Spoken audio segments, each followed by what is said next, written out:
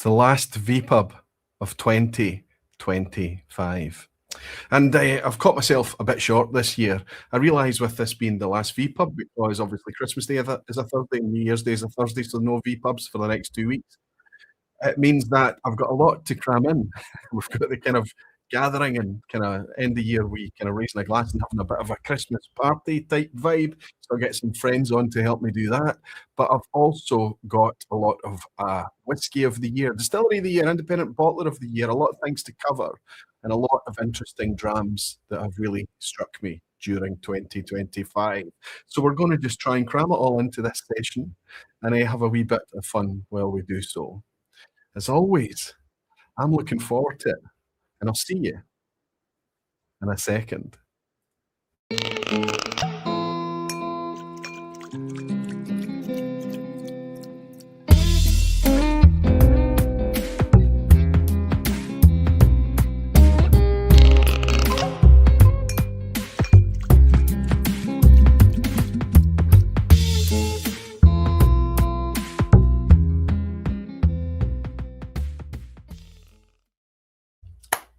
Hello, Whisky folk. Hello, everyone. Welcome.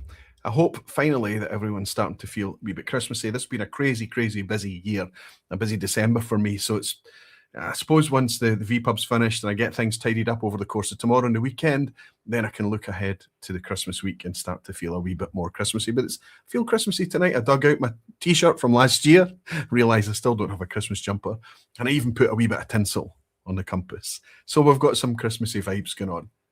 What'll really bring the Christmas vibes, though, is our friends that we're going to join tonight. I can see that that's the Bottlechasers, and these are lazy vPubs for me, honestly speaking, because it's just a bit of fun with friends and things. But we're not here just to kind of laugh and chat to each other. We're here to do actual serious fun things. We're going to sit with some blind drams, and I'm going to explain exactly what the reason for a blind challenge this year. It's a wee bit different from what we've done in the past.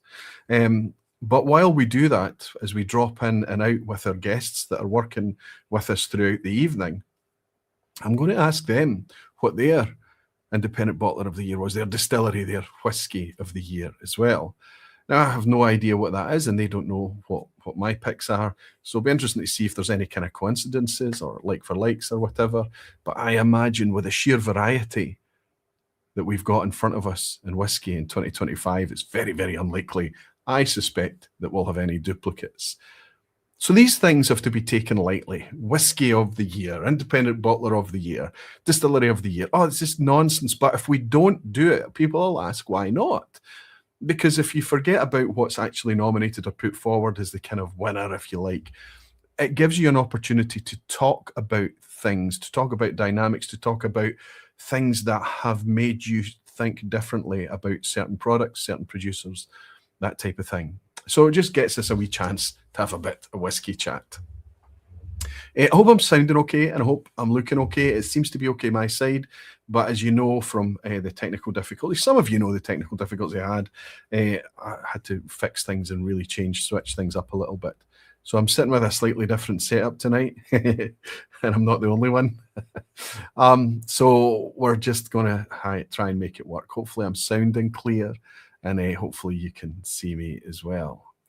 So that's the way it's going to work tonight. Throughout tonight, we're going to be kind of running the blind challenge throughout the whole evening, but it's going to be a kind of background thing for the guests to kind of play along with, and I'll bring them in at certain stages so they can tell me what their favourite ranking is. I'll give them the challenges, and they can come in a bit later and tell me if they've managed to solve the challenges I'm going to give them. Then we can send them back into the to continue with the challenges, and I'll eventually reveal what the bottles are, and they're in a semi-blind situation then. And while I reveal my Whisky of the Year with you, they'll be trying their final matchup. Then, of course, it wouldn't be the final vPub of the year. It wouldn't be a party without reaching out to our man in Belgium, Lord Asshat himself, the superstar that is Menno, who's put together a wee quiz. I did get a message directly from him recently to say, we're guaranteed 10 out of 10s tonight. So is he playing with us or is he giving us a wee Christmas gift? We're not sure. Anyway, that's the plans for tonight. I've got 4 people joining me. I'm looking forward to it. I can't wait. But you guys are joining me as well. and there's a wee bit more than 4 of you hanging out with us tonight. I noticed that Whisky Novice Jim is in. While I was setting up with the guys in the background doing all the technical stuff, I meant to go in and have a wee look to see how Jimbo's Crimbo drams were doing, but I'll be able to catch it up on the replay over the course of the weekend. Jim, it's good to have you in. Whisky Novice Jim is celebrating being a member of the Barflies for 69 months, saying good grief, 69 months, where did that go? I know, buddy. I thank you so much, and thanks to Alan Smith as well, who's been a member of the Barflies for 36 months, saying that was a quick 3 years. Happy Crimbo and New Year, folks. Thank you so much, Alan. Thank you so much, Jim. Cheers. Well, before we get everything sorted, I'm going to do what we always do and jump into the chat, jump into the lounge, the Christmas lounge, and welcome some of you beautiful whisky folk and dedicated Barflies.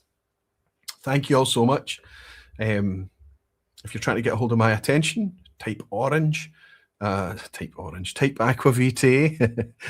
Don't type orange. I won't see it if you type orange. Type Aqvavitae or at Aqvavitae, and it comes up orange, and I can see you're trying to get my attention, like Julian Rickman here. He's saying, evening, Roy, Aqvavitae, and evening, Barflies. Thanks for a great 2025 and look forward to the year's finale. Have a great Christmas and New Year. You too, Julian. Wonderful to welcome you in. Reb Mordecai saying, good evening, Roy. Good to have you here, Reb, my friend. How are you keeping? Henrik Schmidt is saying Aqvavitae. Hi. Good to see you, Henrik. Nice to welcome you in, buddy.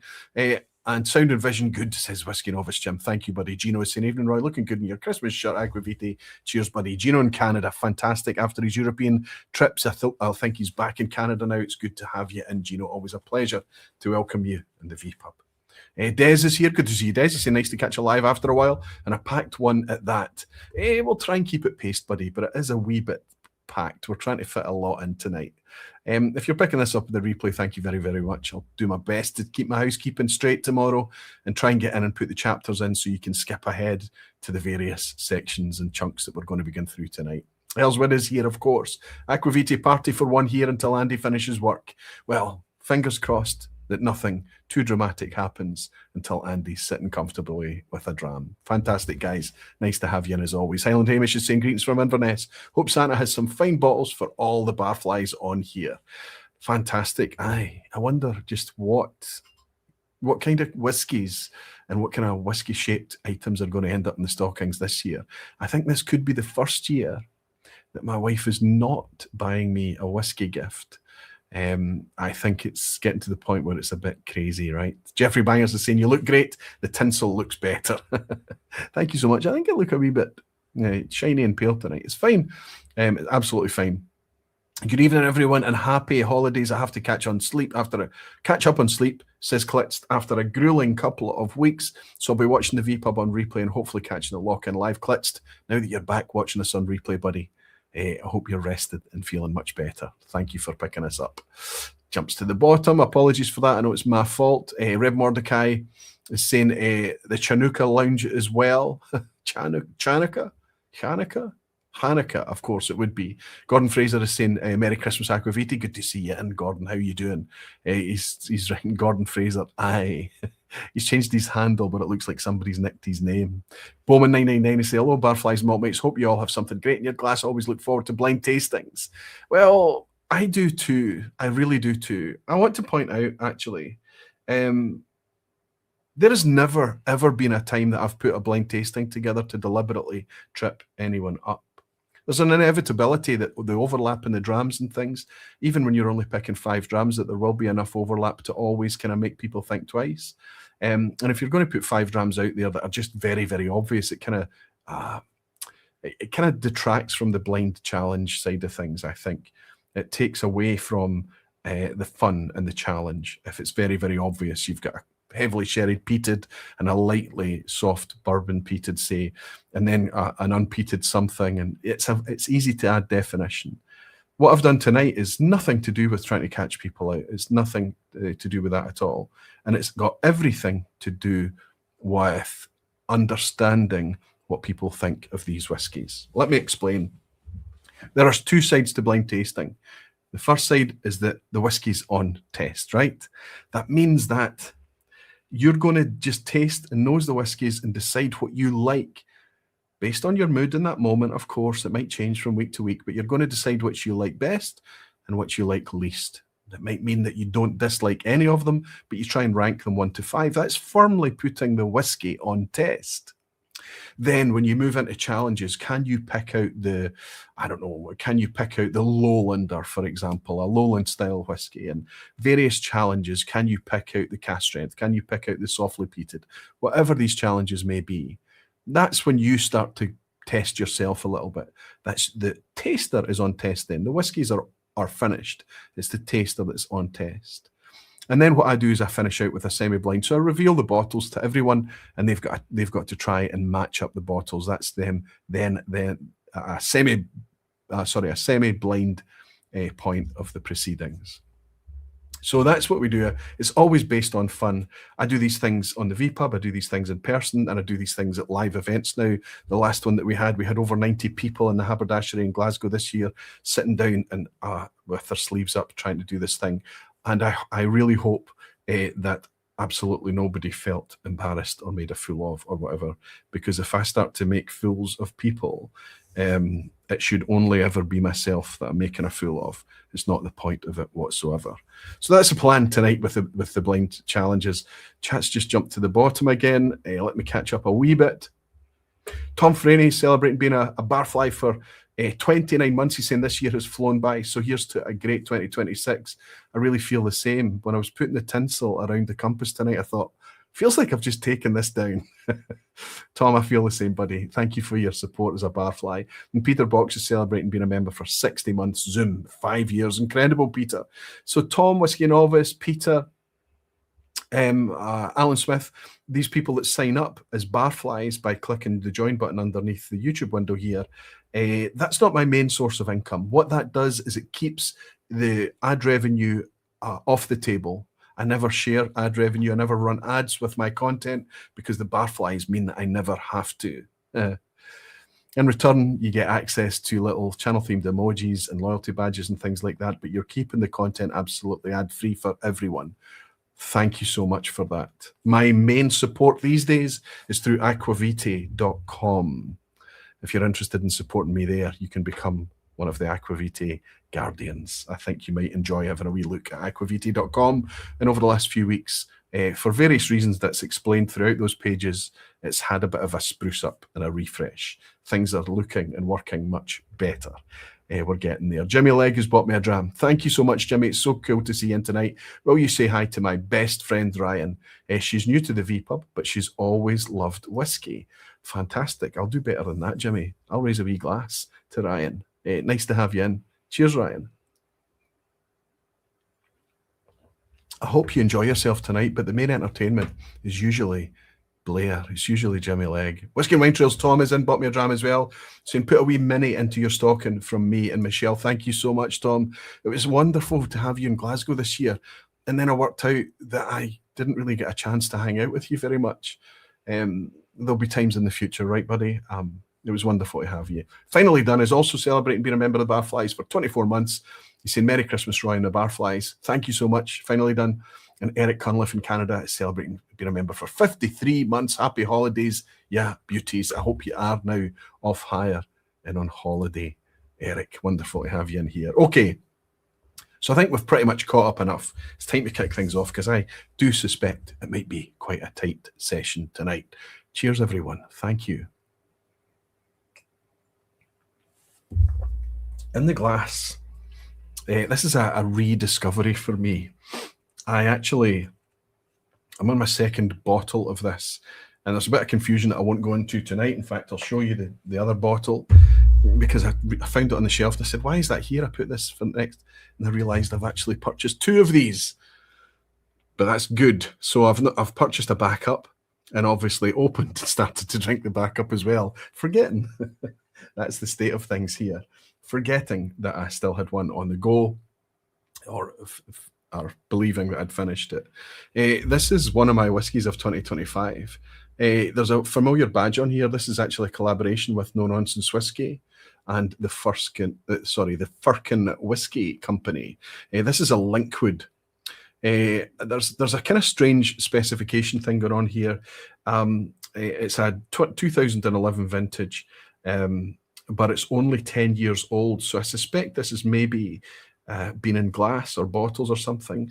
No matter, this is £65 a bottle for this Linkwood, and it's from a Madeira cask. Everybody knows my feelings of Madeira. I think whiskey, malt whiskey and Madeira casks, a good quality Madeira cask, works exceptionally well. Soft wood spices, soft dried fruits, some figginess, some kind of nice kind of malty puddings and things like that tend to be exaggerated in a Madeira cask, and I love that. I want to put a wee shout out for this bottle before we get things underway this year.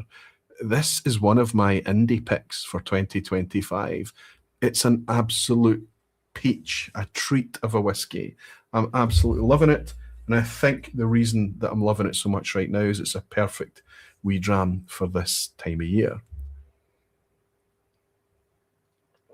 And that is what I've been welcoming you all with. I've not had a dram in a few nights, actually. And I think it's good. It's just tasting really, really nice tonight. Not that that's going to help me as I go into my own blind drams, right? Codger is here saying, have a Merry Christmas, Roy. And he's bought me a dram. Codger, thank you very, very much for your generosity, my friend. Thank you for the virtual dram. Nice to have you in, Codger. How are you keeping? And Tom Elmer is saying, Firkin is so close to Flurkin, the monster cat from the Marvel Universe. It's very, very close to some other things as well, Tom. I have to be very, very careful that I use the R, the Firkin. Maybe it makes it sound even more menacing. Anyway, let's get things started. Let's reach out to my guests and see how they're getting on. I'm going to bring them in and explain to them what they're sipping tonight.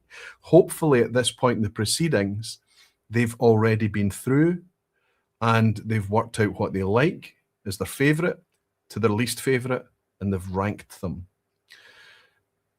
With that in play, I think that we'll start to get the reason that I've asked to rank them before I've told them what the theme is because I don't want them second guessing my preferences and things like that. I just want them to go with their own gut. I'm sure they would anyway, but I think it's best to play it as straight as we possibly can and see if we can draw any conclusions from this. I suspect with such a small sample crowd and such a mixed selection of whiskies and a mixed selection of palates that there will be no consensus, but we leave it open to the possibility. A very generous dram coming in from Eric in Canada. He's saying, Aqvavitae, nobody, just between classes, dropped in to say hello, missed the lives, but we'll catch up shortly. Renee says hi. Slancha, let's raise a wee glass. Thank you for your dram, Eric, and Merry Christmas to you and Renee. I hope you don't work too hard over the holidays, buddy. Cheers. All right, let's bring them in. Who do we have joining us this evening?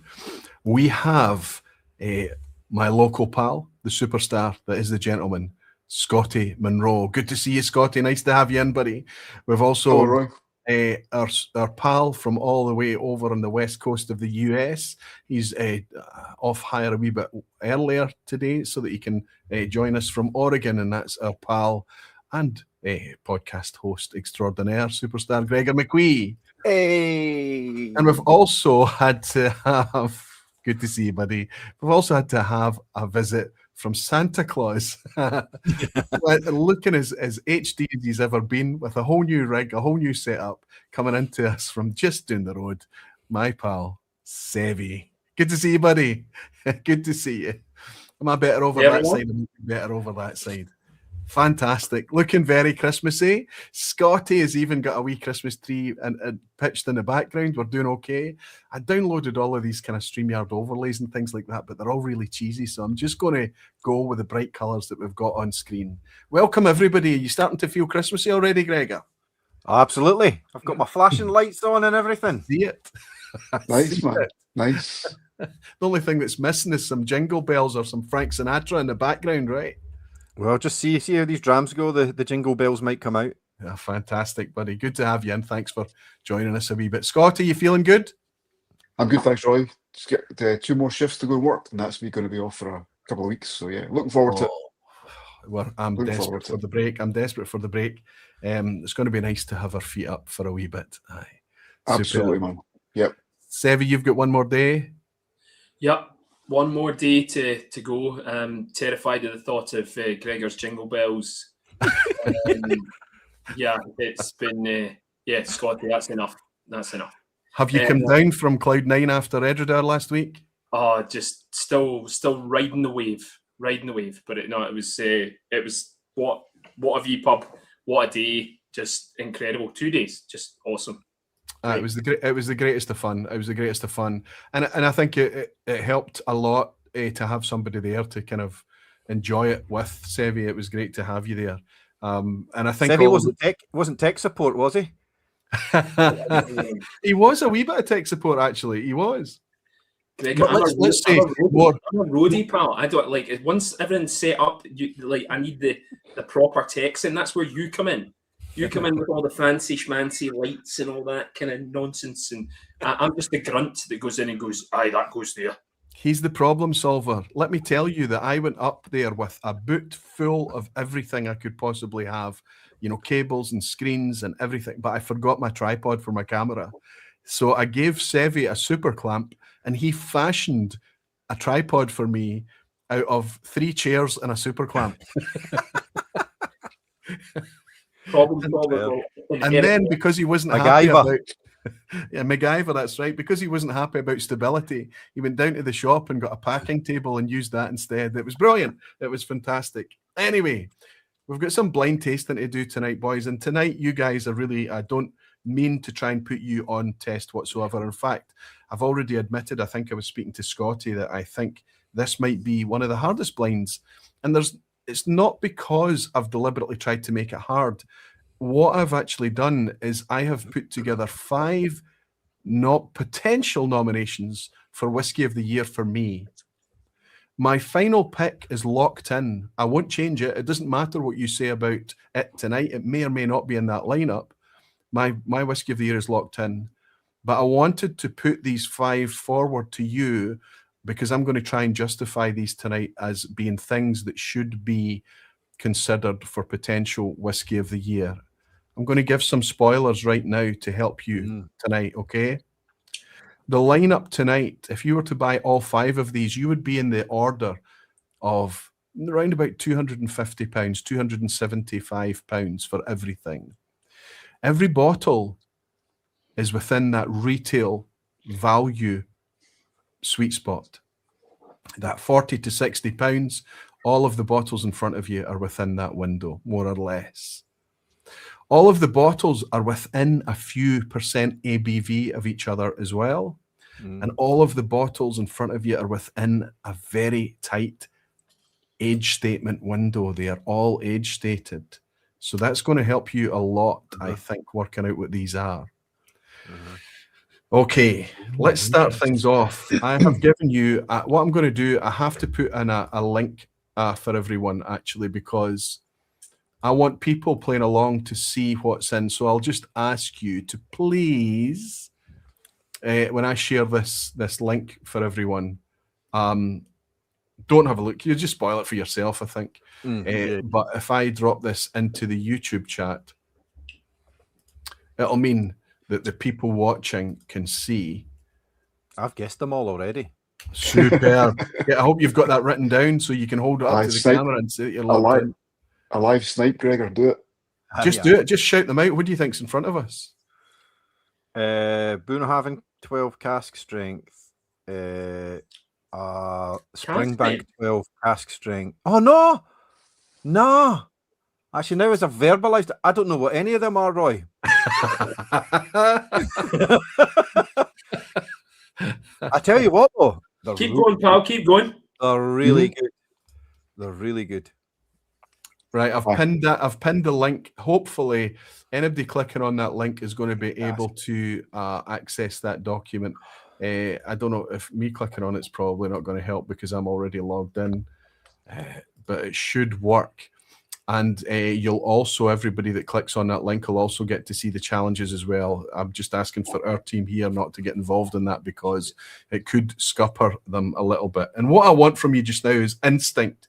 I just want your best, your favorites to your least favorites. Shall we just shoot and do that? By the way, I'm going to go through each of you one at a time, But if you want to kind of vocalize things a wee bit and say why you've picked it as your favorite, why you enjoy it, or what, do you enjoy any of these? Do you enjoy all of these? That type of thing. Scotty, I'll start with you first if you're ready, buddy. I go for it, man. Before you go on though, Scotty, do you know what I think for this blind by far has been the hardest to rank from favourite to not favourite that we've ever done. Because is that because they're all great or because they're all? No, they're all good. They're all really, really good. They're that kind of way where they could sway certainly me. Oscillate. Yeah, like one of them's been 1, 3, 4, and now it's 2. So, yep. Sorry, I get it completely, but that's often the case with blinds, right? It's often the case that you change your mind as the night goes on, and you go back and you say, "Oh, yeah, I would switch that around." It's kind of hard being forced to commit on your favourites. Absolutely is. That said, let's have Scotty Monroe take the floor and just share with us what you've put. What's in 5th place, Scotty? Okay, just to caveat that by saying I could put them all at 1. I think they're all excellent, but just on tonight's tasting, my 5th has gone to blue. Blue, got it. Blue. And my 4th place dram, I've given that to pink. Pink and number 4, got it. In the middle of the pack, I've got green. Superb. And I've been switching these 2 around, but I've set them now. So number 2, I've gone for red. Oh, so you've got you're torn between red and yellow, then, right? Yeah. So I've just put in the last, since Seve was talking, I've just moved them. So I moved yellow to number 1. I think. I mean, it's not perfectly the way I would have laid it out for Scotty Monroe, what I believe your preferences are and things like that, but it's not far away from it, buddy. So okay, you've gone favourite to least, you've gone yellow, red, green, pink, then blue. That's it, yep. Fantastic. Now, everybody that's clicking on that link that I've shared, they don't see which is which right now. I'm going to reveal that a little bit later. Okay. Okay, Seve, let's go to you next. Right. Jimmy Legg says they're all Kilkerran 12, so we're all right. Jimmy probably remembers Kilkerran Gate, right? When Seve decided he didn't like it, and I think it might have been the same night that you picked it blind, Scotty. It was the same night, yeah. Yeah, same night. Dodgy curry must have been dodgy curry. Dodgy curry. Tomato sauce is usually what does it. Go for it, big guy. Number 5 for Seve. So I tend to always be completely the opposite of Scotty. But this goes to show how good these drams are, because we actually aren't that dissimilar, Scotty. Which is interesting, man. Okay. So there's a few wee changes. So do you want them in 1 to 5 or 5 to 1? What do you want? As long as you tell me. Okay. Right, we'll start with number 5. So number 5, I've gone green, which I actually feel terrible for green because I actually thought green was great. But it's one of these ones where I had to pick a 5th. Something has to go in 5th place. As simple as that. But it is a great dram. It doesn't deserve a 5th. Do you know what I mean? I've had a couple of seconds that were better than, that weren't as good as that. Yep. So 4th, I've gone blue. Blue and number 4. Blue number 4. It was also 2 at one point. So just it's hard to kind of work out what it is. So 3rd, I have gone red. Superb.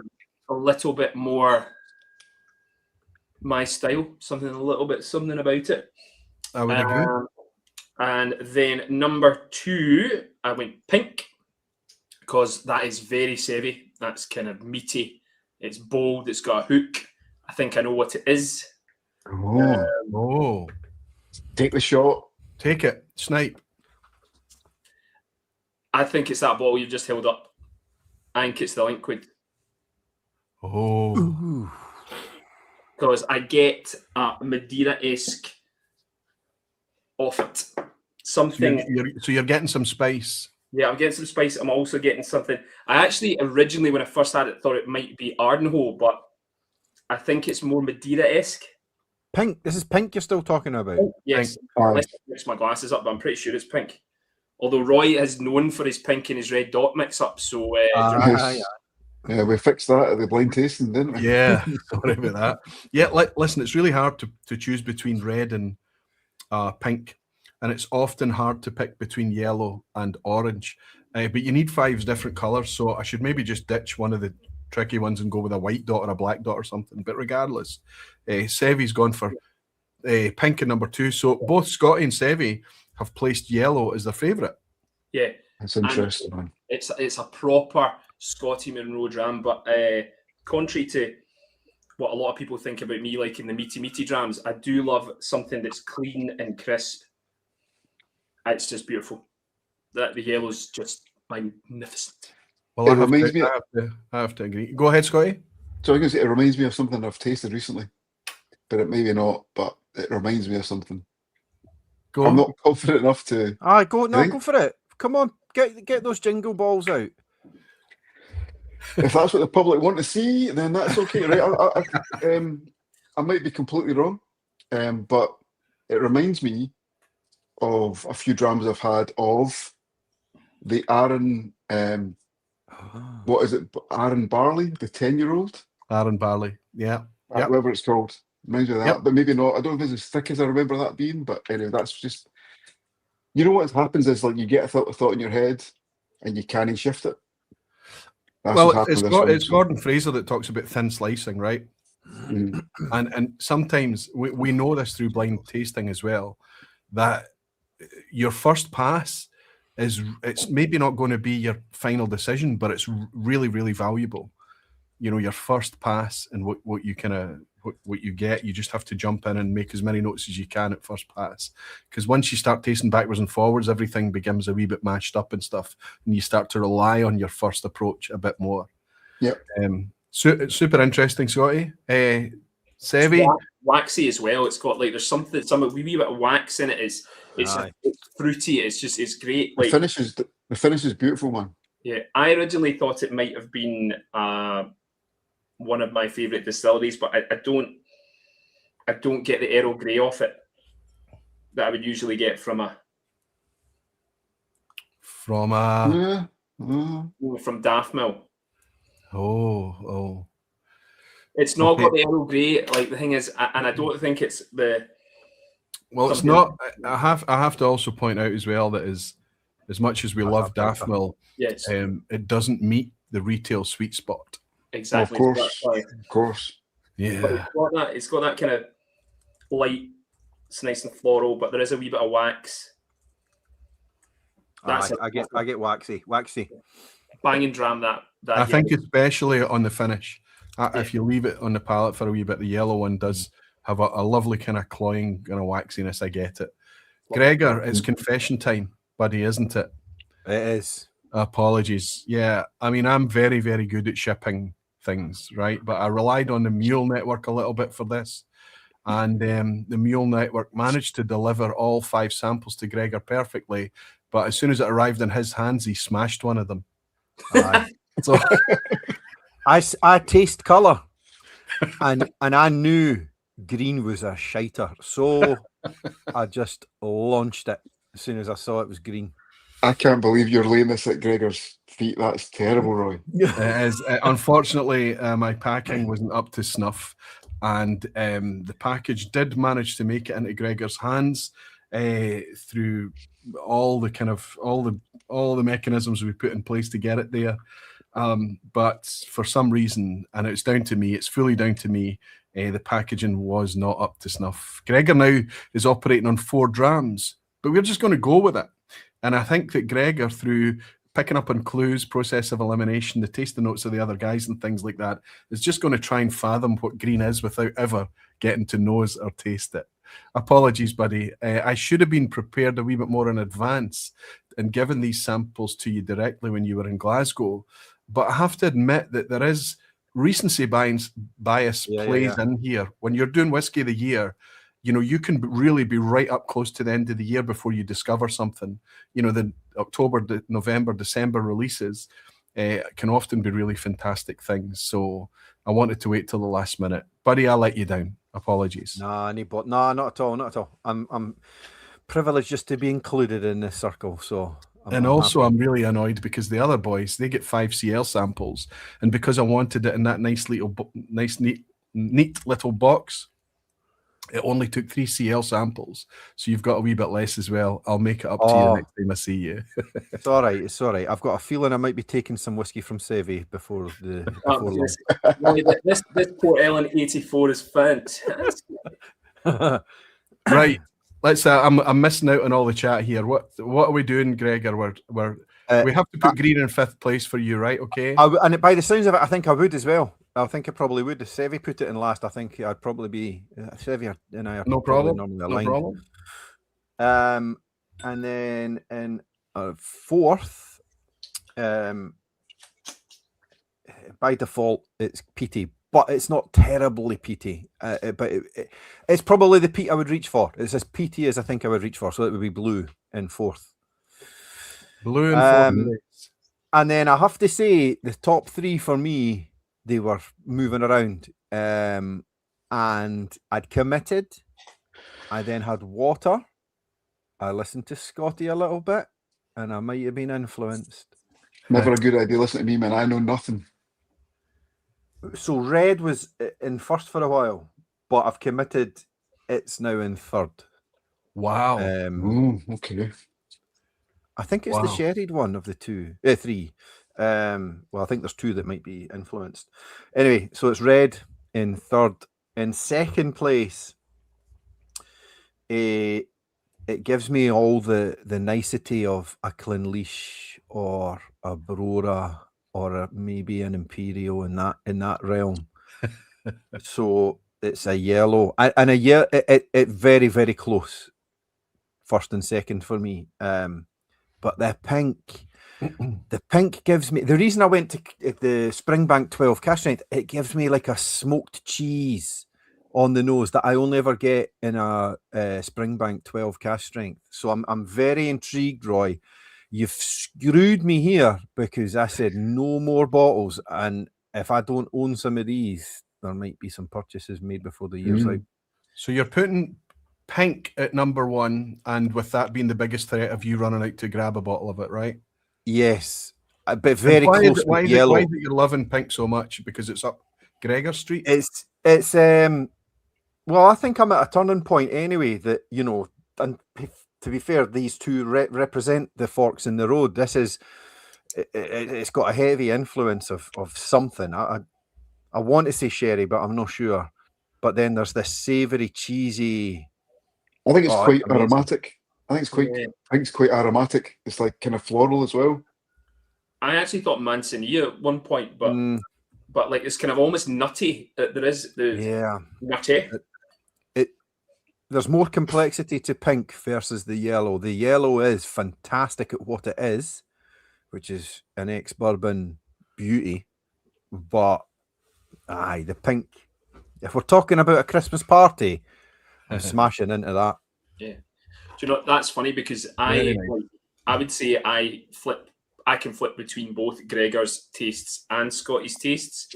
And as I said, those were my 1 and 2 back and forward, and they've out of outstanding drams, those 2 outstood the rest of them for me. The pink and the yellow. That's interesting, man. Okay, so I'm going to try and make this work as we go so that I can start to share what you guys are picking as your favourites with everyone. So I'll just update these slides so that the next slides I share with everyone that's going to start to reveal everything, I'll also have what you guys have ranked. Okay, good. Before I let you go off, I'm going to tell you what the challenges are. I'm going to reveal it to everyone so that you can go and try and match things up, okay? And it's going to start to clear the mist a little bit for everyone. But I'm about to tell everybody who my favourite independent bottler in 2025 has been. So I'm going to go around for you guys just to give me your independent bottler and a sentence or two to justify it, rather than just kind of throwing it out there. Is it because it's just who you've bought the most from? Is it because you're tempted to buy more from them? Is it because of the steps that they've taken, the bottles they've put out there, the concept, whatever it is?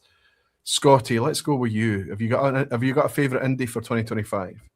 I do indeed, Roy. Yeah. So this is indie bottler who are fairly new to the game. They had a tasting at the Glasgow Whisky Club. I think it was maybe last year, but I always seek them out at festivals. They've got a great celebrated range of grain whiskies. But I've got a bottle. I know who's coming. Yes. Fragrant Yeah. Drops. Yep. Yeah, I knew that was coming too. Fragrant Drops. Like, I've had so much stuff, even things Hold I that would bottle not up to know. the screen for me, Scotty. So this is there we go. This is a Glengarry. It was reviewed on Dramface recently by It Duke. was. It's a cracker as well. Like, We like a bit of Doug. like a bit of Doug. We like a bit of Geary. But this is just one I've got. I've got a Dalyoun there, which has been finished in tequila casks. It's a stunner, 9 years old. Look, But also I think that the things I've tried from them, I've tried things that I would not normally go for. Some sherry Right. stuff, some other caskins, and I've been really, really impressed with the quality of their whiskies. The grain was when I first started with them. I had some North British. I think I mentioned one of your vPubs before, Roy. I had a North British from back in '89, which was like good price. But everything I've had from them was like, it's one of the North British. It's not the one Yeah. you're speaking about. But this is a 34-year-old North British. amazing. I've got a couple more over there, but they're malts, so they're over that side. This one was just within reach. That's a great shout, Scotty, a really great shout. They've not been around for a long time, as you say, but the sheer selection, the fair pricing, the quality, they've set the chatter alight, haven't they? Yeah. They're honestly, when if I know it's kind of small outturns, very much UK focused, but if you go to a festival and Fragrant Drops are there, I honestly go and see what they've got and take their advice. I always just ask them, what can you recommend? And I usually spend about half an hour just at their stand because there's so much good stuff. I mean, even the Dalyoun in a tequila cask, you're thinking, what's that about? It's a banger because they've done it quite a gentle hand. The Dalyoun character's still there. This kind of wee twist at the end. And that's not normally something I would go for. I don't like finishes generally, but I think what Fragrant Drops are doing is fantastic. So I want to give them a shout because I think they're doing really Brilliant. good things. I think that would get the thumbs up from all of us as well, buddy. Superb. What's Super Seve gone for? This isn't mine, but like I've got a Port Dundas here, but remember from the Fife Festival, or a festival exclusive. I remember. I love like Port Dundas. I think from having Fred Ling's influence, because he had loads of Port Dundas. Great stuff he had as well. It's a lost Glasgow distillery. Yeah, magical. Right, my independent bottle of the year is probably not going to be a surprise to anyone in the whiskey community, simply because it's not even about original and best. It's, for me, the one that everyone aspires to be. It's just Peerless. Well, I'll show you. We knew. Hold it up, Seb. Hold it up. Nothing to do with What last have you got week at there? all. It just really is. Over 60% of the bottles I have open and closed. What do we have there? It's the leash. It is. Which one is that? Is that 8687? That is 8687. Yes. Oh, now Gregor doesn't have any, but Scotty's got some. I've got a wee sample, but I've never owned a bottle of that. But I've tried. No, see that bottle? That's mine. Is it? That one half for the week. Yeah, I'm gonna get into this after the wine, but like it's not even just about but it's everything about it. It's the pricing, it's the variety, it's the expressions, the different things that they do. They're always fair. Like having met Annette and Andrew last week. It was just great, great family. They're just like, do you know what I mean? Like, it just endeared them even more to you. it Listen, I honestly- also have to put a wee pitch in for Signatory Vintage as well, because we've grown up with Signatory Vintage. A lot of the bottlers that we talk about regularly these days, a lot of them have appeared fairly recently. Even if we talk about North Star and things like that, that's within the last decade, right? And there's so many more Fragrant Drops, and there's, you know, you could just go on and list more and more and more. But Signatory Vintage was probably one of the first times that you ever wondered, you know, why is there a Benrinnes 15 Flora and Fauna right next to a Benrinnes 15 from a company that's, you know, why are they next to each other? So it was almost like Signatory Vintage for me was one of the first companies to teach me what independent bottling actually meant to me as a whiskey fan. So it's a superb shout. And Seve, there was no way that I was going to pick a date to do that vPub last week where you weren't available to support. I've always known how you feel about Signatory Vintage. Yeah. And it was a dream for you. I love that wee closeout. I don't know how many people saw the kind of post-credit scene from the live stream last week where we left the warehouse troll hiding. We left a stowaway in the warehouses. It was superb. Fantastic, buddy. Fantastic. That leaves Gregor, who's in the independent bottling desert, I suppose, right? Yeah. I think there's not too much happening coming out here on the West Coast. There is SMWS, of which I'm a member, and I have bought from this year. So that would get an honourable mention. I'll cut to the chase. I would say only because it's one of the few that I own. And it's the one that I'm the most triggered by when I see most all you talk about them. And I think also they're bringing innovation into a quite expected realm, other than picking unusual casks and so on. They've brought innovation with their mystery malts and so on. So my we know who's coming then. We know who's coming. Is the Thompson Brothers. Superb. Good shout. Superb. I don't think anybody, in fact, you can see over my shoulder here all the Thompson Brothers bottles that's here. And the reason that they're here there is because they were my independent bottler of 2024. And I picked the Thompson Brothers last year. And that was before some of these innovations came along that you're talking about, Gregor. You can't really get any Thompson Brothers there, so you're using the meal network in your collections when you come home, aren't you? Exactly, aye. Good shout, Gregor. It must be hard for you to choose what goes in the suitcase for the trip home. It's tough. It's picking your favourite children, for sure. And I will say, I have to say, in my journey, I'm coming around to Seve's preachings of IBs. I think it's only natural after a few years of OBs. I think so. Yep. And I think it's got so much to do with what you can get your hands on wherever you are, right? It can be difficult for a lot of people, especially when a lot of these independent bottlers, the small batch and certainly single cask, the outturns spread a bit thin at times.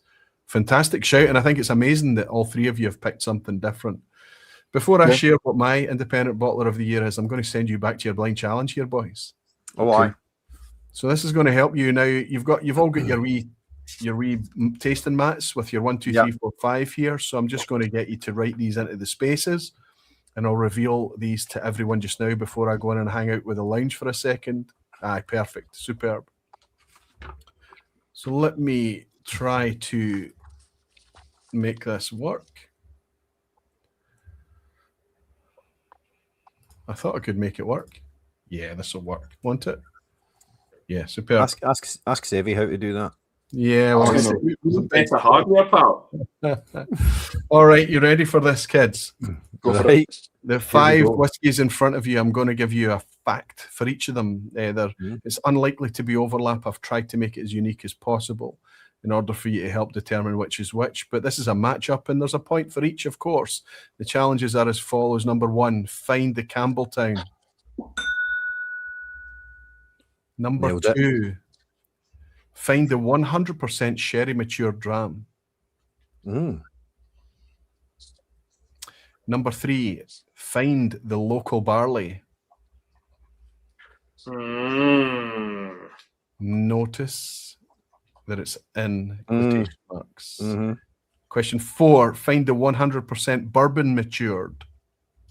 Easy. Is it aye? No. No, it's not. Number 5. Find the Orkney. Oh, come on.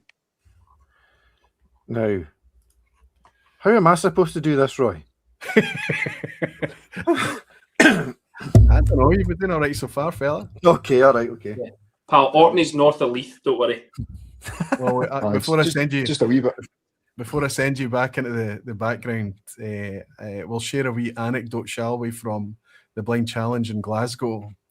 We had 3 team captains are in tonight. We had the Monroes, well, actually the Mice. The Mice. We had the Gutties, captained by Gregor, and we had the Alchemists, captained by Seve, of course. Everybody was put their scores in, and I just read out the top scores. But Gregor started to shout because he wanted somebody to be called out for the lowest score. And I turned and I said, "What if you're the lowest score? Are you sure you want this to be shouted out? We don't need to dwell on who's the lowest." And Gregor said, No, let's hear it. Who's the lowest? Who was the lowest score, Gregor? This guy. Mental. Team Ridiculous. Gutties. I have to say, the scores that were going around, though, the winner was 58 points out of 60 on the night. Quite incredible. Crazy. That was the Novaks, wasn't it, this year? It was Stefan and his team, wasn't it? Incredible performance. And that meant that Seve and the Alchemists couldn't manage their hat trick. They were looking for a hat trick this year. You still scored well, didn't you, Seve? We did tough competition. We only got one. So we misplaced the Kildalton. We thought it was another Living Souls. We thought it was the 3-year-old kind of Yes, blend the that they 99 had. and 1. Yeah, that's it. That was it. We thought it was I'm that. just glad Gregor was there to finish bottom because I had the fear of coming last. But our team were great. Our team, we had some ringers in our team, and but we did pretty well. We did all right. I have to feel for Connell's team who like they'd all totally agreed on it, and one person went rogue, and that cost them the whole thing. Oh no! Yeah, but that happened in the Novaks as well. Somebody held out, and if the one person had gone on with everyone else, they'd have got full points. Anyway, you go and do the very best you can with your points tonight, Gregor. There's time to make up for it. You've got an opportunity tonight, fella. Enjoy it. I'll leave you in the background. I'm going to hang out with the folk for a bit and tell everybody what I think my independent bottler is for 2025. Okay, Scotty, I'm going to take the dog out for a pee. do that. I'm on my way. TMI. I'll keep I my love eye the for you reappearing, fella. See you soon. It's the rock and roll lifestyle, right? I'll see you in a bit. Go and look after Magnus. Cheers, buddy. Well, Cheers, Gregor. See you in a second. Cheers, Seve. See you in a sec. Oh, we pull in Menno. Oh. Hey, Menno. I'm supposed to be good at these buttons. It's no surprise. Everybody knows that Menno's joining us a wee bit later. Listen, there's lots of things been happening in the chat that I've been missing out on tonight. I'm delinquent. I'm absolutely delinquent. We've got David Evans celebrating 68 months as a barfly. Thank you very much, David. Superb. He said, Merry Christmas, all. Best wishes to your families. Thank you, David, for your support. Jimmy Legs bought me a dram to say, it looks like Seve and Gregor are wearing the same hat. It could be possible. But Kid Gregor's just as a hairstyle. Fantastic. Thank you, Jimmy. Thank you for your drama, my friend. Christoph Meyer, 2K. Christoph, I might be the first time I've mentioned you, saying, hey, Whisky folk, wishing you a very happy Christmas. I'm already looking forward to another year full of whisky fun with all of you. It'll be nice to have you here, Christoph. Thank you very much for your virtual drama, friend. Thank you for being a barfly. Multifaceted has just signed up for the barflies. Thank you, Multifaceted, helping me keep everything ad-free. George in Arizona. Good to see you, George. He's saying, Roy and Barflies, happy holidays from the barfly formerly known as George L. Fantastic. So we've got Drew in Arizona, and we've now got George in Arizona. Fantastic, buddy. Nice to have you here. Ian Bruce is celebrating being a member of Barfly for 31 months. Benny Fries has bought me a dram to say, blanket purchase funding hereby started for Seve, just adding a bit of comfort when hiding in the signatory warehouses. You caught that wee bit at the end, Benny. Fantastic. And well, that's all right. That's my friend Graham Brown. Good to see you, buddy. Celebrating being a barfly for 40 months. Amazing. Doodle the Drama Arnie saying, please let's ask Scotty to bring Magnus into the vPub for a second. Yeah, he's gorgeous. He's absolutely gorgeous. Gerben Blocker is saying, but it was really great experience, even though I messed up the score. It doesn't matter if you mess up the score and still have we can all. The point of that thing is to have good fun, and everybody has great fun here. But it was fantastic to have you there. Whiskey Weekend Drama is saying, is there an asshat in the second round? Am I the only one? There's always an asshat lurking somewhere, Harrow, buddy. In Overland Drams, that's Chuck in the States saying, happy holidays from Colorado. Aye, good to have you in, Chuck. Hope you're keeping well out there. Masters, Chiefs, Sea Chest, that's Mark Hackler saying, happy holidays. Mark, my wife has just shown me something that's come in from your neck of the woods. I wonder if that's from you. I haven't opened it yet, buddy. I look forward to sending you a wee message over the weekend. Anthony Lambert is saying, I love Signatory for the fact that they're the only way to buy from distillers like Highland Park and Macallan these days. Their quality and price trumps the OBs all day long. They absolutely do, Anthony. Doodle Dramani is saying, the blind challenge is the pinnacle of the whiskey fun for me. Fantastic, and you're just in the door, and you're nailing it, and you're having great fun with it. Murdoch 88, good to see you, Murdoch. He's saying, enjoyed my first Aqvavitae bottlings while watching this Glasgow 8-year-old bourbon cask and that 17-year-old sherry bomb belters. Murdoch, thank you very much for supporting me. They're over my shoulder here. This is now on public sale now. I think we've even lifted the purchase gate on it. Maybe not. Maybe it's still 2 per. We've got the virtual malt here, a 17-year-old Space Side from a single Oloroso Hogshead. It's absolutely fabulous. And we've got the 8-year-old Glasgow. Both are still available. These are much bigger outturns than we would normally consider, but Royal Whiskies and myself have always had this idea that we should have something on the shelf. We should have something that they can promote me a little bit, and I can have a product that I can say, oh yeah, it's you know, the Ardnahoe, the Daffmill, the Loch Lomans, the Ardnamurchans, everything we've released in the past. People are coming back going, I wish I'd bought another, I wish I'd bought another, I wish there was more. That's what we're trying to achieve now. Not on every release, it can't be done all the time, but we've managed it with these two. They're still available.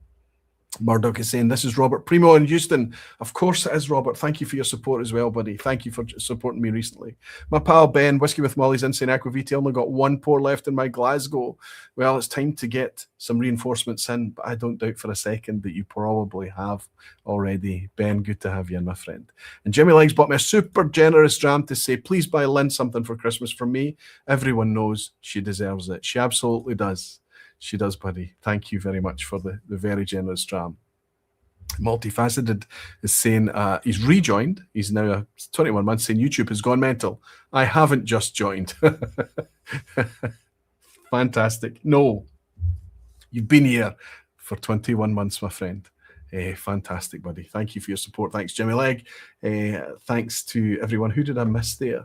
I missed Mosry 330, celebrating being a member for 26 months.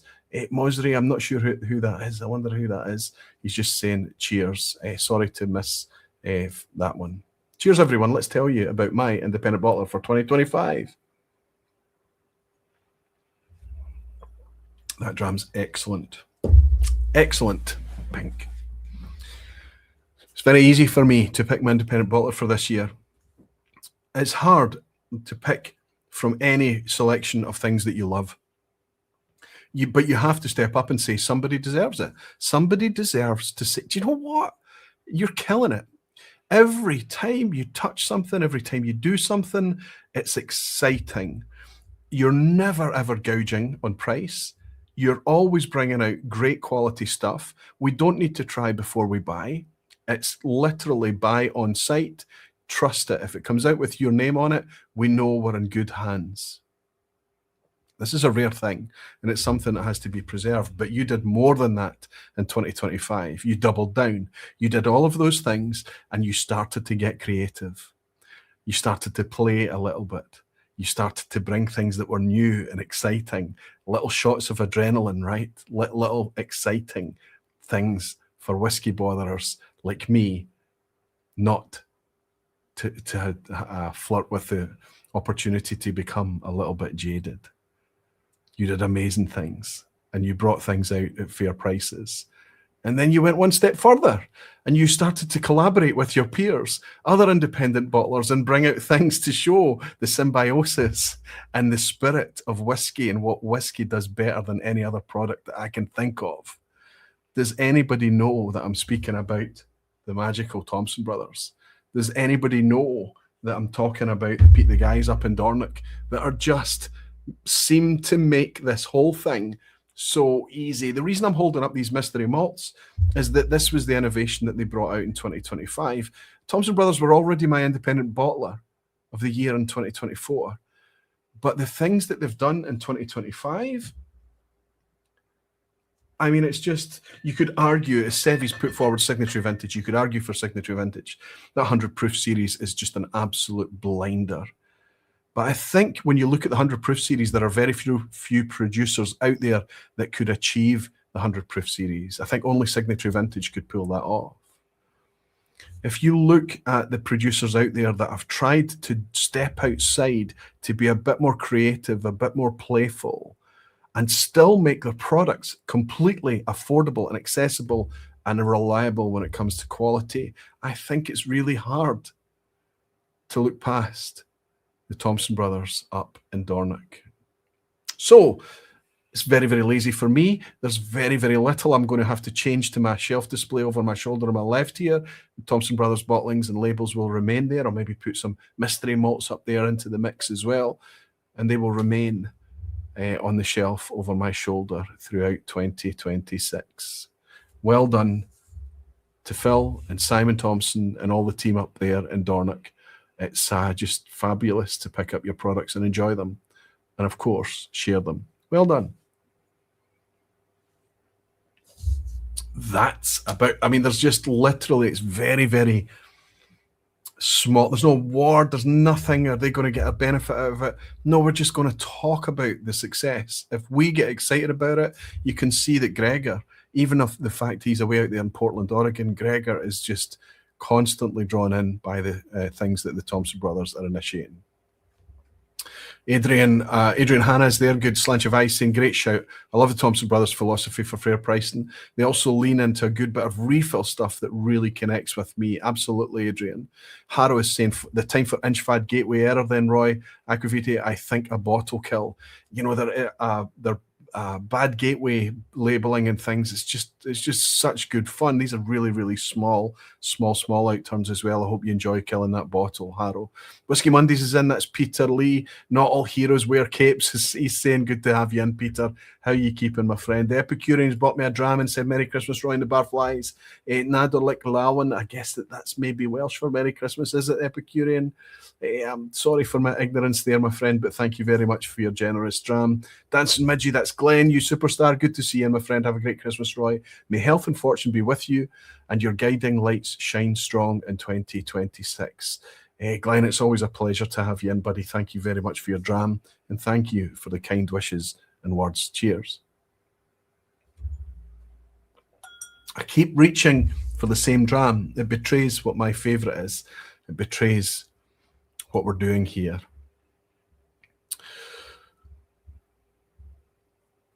John van der Borcht is in saying, enjoying a Bruichladdich Rins from Thompson Brothers tonight. Absolutely fantastic. It's not one that I've tried, buddy. I hope you're enjoying it, John. Good to have you on theme and Whiskey Games. Matt Bishop is saying, the Thompson Brothers Highland 18-year-old. Highland Park is such a great value and amazing tasting whiskey. Can I just shout out a wee minute? Ryan Sutherland saying, visiting the lads in Dornoch tomorrow for a quick visit. Fill your boot with treats. They brought out a Ben Nevis, 52 years old, and everybody was like, "Is this going to be? Is this going to be a 4-digit bottle? How much is this going to be? How many thousands of pounds?" And it's still not affordable for me. I can't buy 52-year-old whiskey. It's just not where I am. Of course not, especially after the investments with the new machine and things like that recently. But they brought out a 52-year-old Ben Nevis that I haven't tried yet, but it's widely understood to be fantastic, for £625. Just the idea that you could sip a 52-year-old whiskey today in 2025 and somebody like the Thompson Brothers bring it to you at a price that you can afford. There are other independent bottlers out there that do try to do the same thing. We're seeing the same moves at Signature Vintage, of course, and I suspect in the future, as whiskey comes more and more back to us, we'll see more good value, really, really incredible age statements coming out as well. The days of greed are behind us. They're behind us. We knew it was greed at the time. You can call it premiumization. You can call it ultra premiumization. You can call it luxury. You can call it whatever you want to call it. Scotch whisky made in one distillery versus another distillery is more or less the same to produce. Smaller distilleries actually arguably a bit more expensive. Isn't it interesting that it's the bigger distilleries that tend to be charging the money and being, I'll say the word, it is greedy. It's greedy. It truly is. And I think it's proven to be more and more challenging today in order to command those prices. Unfortunately, a lot of other producers followed that blueprint and they're in real trouble, I think. But the ones that kept the prices fair, whether they're a distiller, whether they're an independent bottler, whatever it may be, the ones that kept the prices fair are the ones that we're going to try very, very hard to stick to. They're the ones that saw us through when times were really tough and the prices were crazy. And they're the ones I think we want to support as we go forward. Anyway, that's my independent bottler. I've given the boys their challenge in the background. So now they're going to come in, I suppose, and I can't reveal, I can't answer. This has got to be a poker face thing, but I'll do my very, very best to keep that link updated. I'm going to replace it with another link shortly so that you can see everything as I start to reveal what the things are. So I'm going to bring them in. I'm going to ask them to commit to their challenges, and then I'll reveal what the bottles are. 52-year-old for 600 odd, and I watched an 82-year-old Macallan go for 88 grand. 600 is a bargain, says Danny Hebbington. Absolutely. Gav's Rams has seen we had a Ben Nevis 52 at Edinburgh Club party night. Fantastic, Gav. I hope it was a good one. Hope it went down well. Sherry Canaria is in buying me a very generous dram, saying please add Jimmy's amount for Lynn. Merry Christmas to you and your family. You sweetheart, Sherry. Thank you so much in Canada. I'll raise a wee glass to you to say thank you for your recent support as well. It's always nice to welcome you in here. And I'll be very, very quick to point out the support for my wife as well. Thank you all so much. Cheers.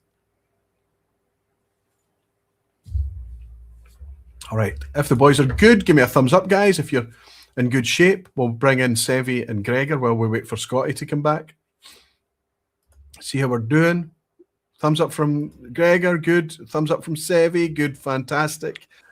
How are we doing? Seve, I've never seen you looking so good. Have you invested in some kit at home? Is that what's happening? Eaglesham has gone 4D. 4D. 4D. Reach out and touch you.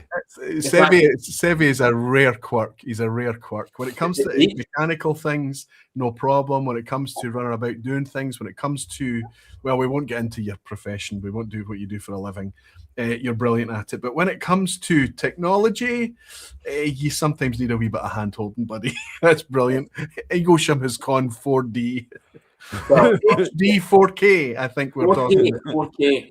Or is it, HD and 4K. There you go. It's all right. I love 4D. I think that's brilliant.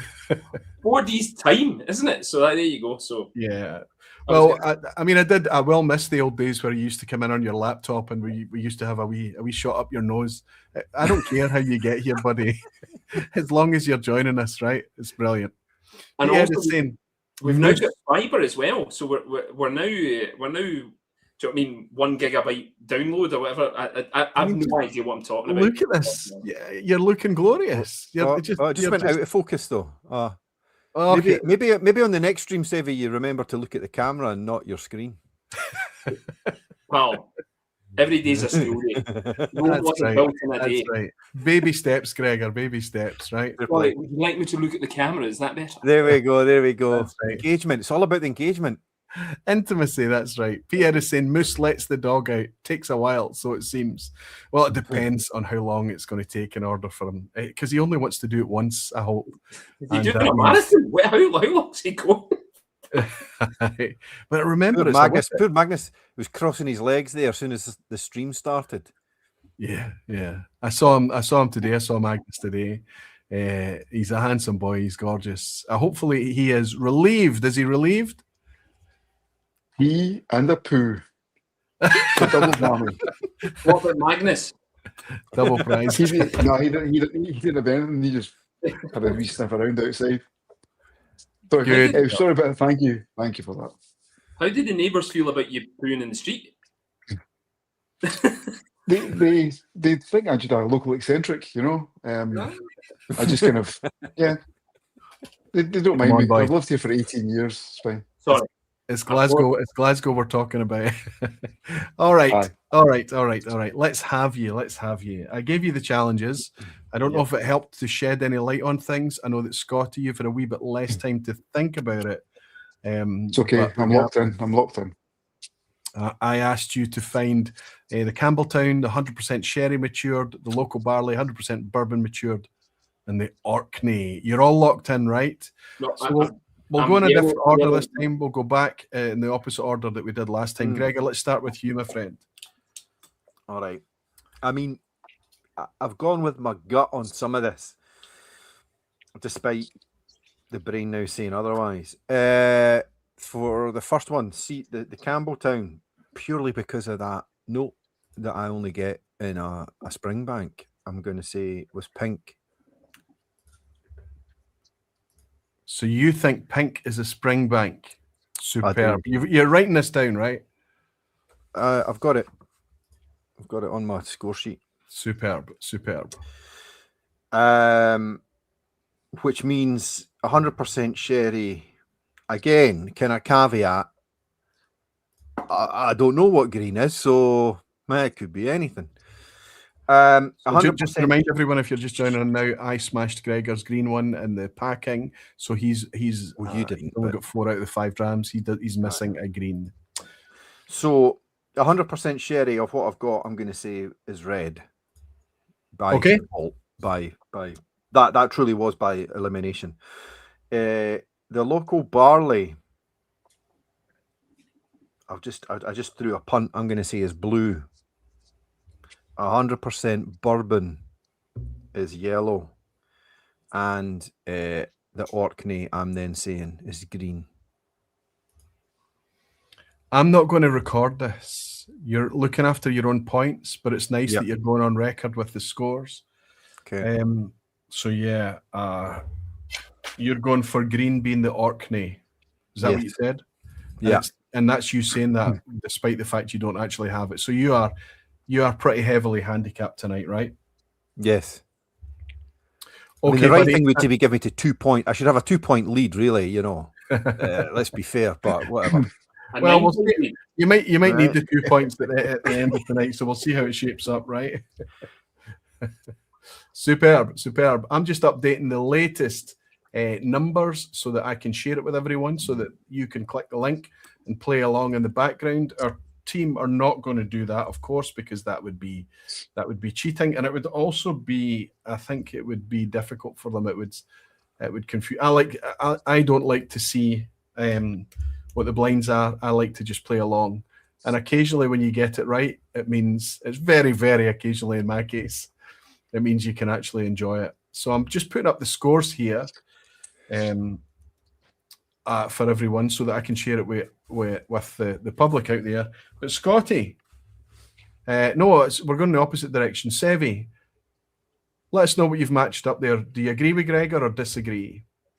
So I think Gregor's been. Have you been snorting the whiskey, or have you been? Okay, so we disagree on a few, I think. Although I did find this quite hard. I did find this pretty difficult. So I've gone for the Campbelltown being blue. Oh my gosh. Okay. Yeah, it's got that funk. It's got that funk, man. But Glen Scotia then, though? Might not be Glen Scotia. See, as soon as you say Campbelltown, everybody starts to think Springbank, right? Yeah, could be. Could be Kilkenny 12. Could be Glengyle, could be Glen Scotia. Absolutely. Sherry matured. I had to go pink, just because if it's not, then I did. I've gone pink. That's probably good. The local barley and the 100% bourbon were the two that I was jostling with, and to be honest, I'm still jostling with, which means that again they're totally wrong. So what have you committed to? So I went local barley as being. I don't even think that's right. I'm going to swap them last minute. I'm going to say local barley is yellow. Okay. and that means that the 100% bourbon is green. But I did have them the other way around. You're on record, Sev. You're on record. I'm just going to share this link to everyone before, as we go over to Scotty. So the last one, that means that the red is Orkney. Oh, wow, you're Published complete opposite to me. web. Jimmy Legg giving me all the support I would come to expect from him, Roy, saying literally everyone disagrees with Gregor. It's a fair point by Jimmy and well made, I would say. Yeah. May there be a lump of coal in your stocking, Jimmy Legg. He won't care. Brilliant. So I have now updated the link for everyone in the chat so that you can see a lot more information. If you are in the chat tonight, I know that these guys aren't watching the chat, but they may be. So just be very, very careful. Keep the words and the language ambiguous and keep it just fair so that they can, if they do get things right, they can genuinely just enjoy it and celebrate it. Scotty, coming to you now, my friend. What do we have here? A couple of caveats before we get right into it. So I didn't have much time to kind of rank them before I take the dog out. Also, my living room here, right here, is the kitchen. And my wife's been cooking Christmas dinner for our work colleagues for tomorrow. So I've got 2 turkey crowns. I've been roasting for the last 2.5 hours. So all I can smell. No, it sounds is like you've got turkey. 2 excuses, is what you have. So what I'm going to say, Aye, I'm going to throw the cat amongst the pigeons because what I've got here is nothing like Gregor or Seve, right? So Oh, wow. Wow. Lock in. Okay, so for the Campbelltown, I've gone pink. Okay. For the 100% sherry, I've gone green, which Okay. is Seve's 100% bourbon. What? Like I say, I had to one taste, dog jacket on, out the door, jobby. I've gone for the local barley. I've gone for red. Oh. Okay. 100% Camden Santa. Right. Hodger wished. For the 100% bourbon, I've gone for yellow, which I was thinking was that. I took my snipe earlier on, and that left the Orkney. You thought it was blue. the Aaron Barley. I thought it was Aaron Barley, but the local in quotation marks confused me because I know that's Aaron Barley, obviously, and that just left blue for Orkney because it's peated. But yeah, that was a complete crapshoot to be honest. Okay. Aggressive. That's aggressive peat for Orkney, no? Yeah. I think it peated anything else. I think any peated anything else. Ever honeyed. That was the only drama I had any kind of hint of peat on. Like nothing else had any kind of peat. So. I can't say I've had much Scapa. How does Scapa? Is Scapa quite peaty? I've not had much Scapa, but Scapa I've had before has not been peaty. Not been that peaty. No, Highland Park would tend to have a wee bit more peat in my experience than Scapa. Right. So generally speaking, Scapa, no, it would be the easy answer to that one. Okay. Despite the fact that Pernod Ricard don't have an Islay distillery or whatever, they struggle for peat a wee bit, but they do make some peaty whiskies. Okay. Thank you for locking it all in. Thank you for committing. What's going to happen now is that I'm going to go off and share everybody what I think my favourite distillery is for 2025. Oh, but before I do that, sorry, I'm going to share what the bottles are with everyone. But first, I'm going to ask you what your favourite distilleries are. Seve, give us a shout out for your favourite distillery 2025. So this was tough because I am very much into my independent bottles and things like that. So finding like an actual favourite distillery was difficult. However, I've actually finished my favourite bottle from them from this year, which was, I actually think Scotty's might have been yours last year actually. Yes. It's White Peak. Oh. because Now, just to point out, White Peak make Wireworks the brand. It's an English distillery. This is a Scotsman putting an English distillery forward, and he's going Good to get an shout, man. argument from none of us. Mm-hmm. it's unbelievable. Like almost every. Well, I'm not even going to say almost. Every expression I've tried from them has been fantastic. It really has been fantastic. It's not even just been good. It's been fantastic, and I can't say enough of how I feel that Superb. for me. I think one of the whiskies I can still taste from the Glasgow Whisky Festival weekend was their White Peak Chevalier barley. It was just superb, thick. Can I share coin. a Wireworks anecdote? We were on the go. bus. We were on the bus between the Whisky Festival and Akbar's, and myself and was it Ian, my mate? We made the very wise choice to sit behind Tom, and I forget the guy's name. Really nice guy as well. Was with him from White Peak. Yes, And they were reaching into their bags because they had a whole bunch of samples. Never have I willed a bump in a Glasgow road as when he was pouring me from the bottle into the glass. Great stuff. Love Wireworks. Amazing. This is coming from Scots as well. Superb, Seve. Oh, A fantastic shout. Scotty, what you putting Good forward? shout. So I've got some bottles behind me here, which is my independent bottler, my distillery, and my whiskey of the year. So I've gone for, and this arrived today. So it arrived from the lovely folks at DHL. So I opened this yet, but my distillery of the year is White Peak. Oh, wow. oh. This is their Wow. new one, their Coastal Smoke, which is limited. There's 1,500 bottles of it. Arrived today. I've not opened it yet, but I would completely echo what Seve said there. I need some of that, Scotty. Still got it on the website. Got it direct from the distillery. Still there. It's £6.69. But this has been done in, I think, some of the maturation has been in Isla casks as well as their natural peated spirit. So I look forward to trying that. But obviously, bottle shock. Didn't want to open it tonight. But I will just echo what Seve said. Everything I've had from White Peak, no matter if it's, I think their Virgin Oak, their 2 releases have been spectacular.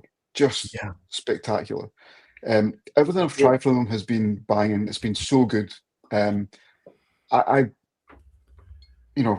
just, I can't say enough good things about what they're doing. Like, they're doing it the right way, natural colour, natural presentation, good ABV, and the distillery character always comes through no matter what the cask is on it. It's got this kind of industrial kind of touch to it, which I think is really, really good. So I've not had a bad bottle, and I've bought many bottles from them. The rum cask great as well.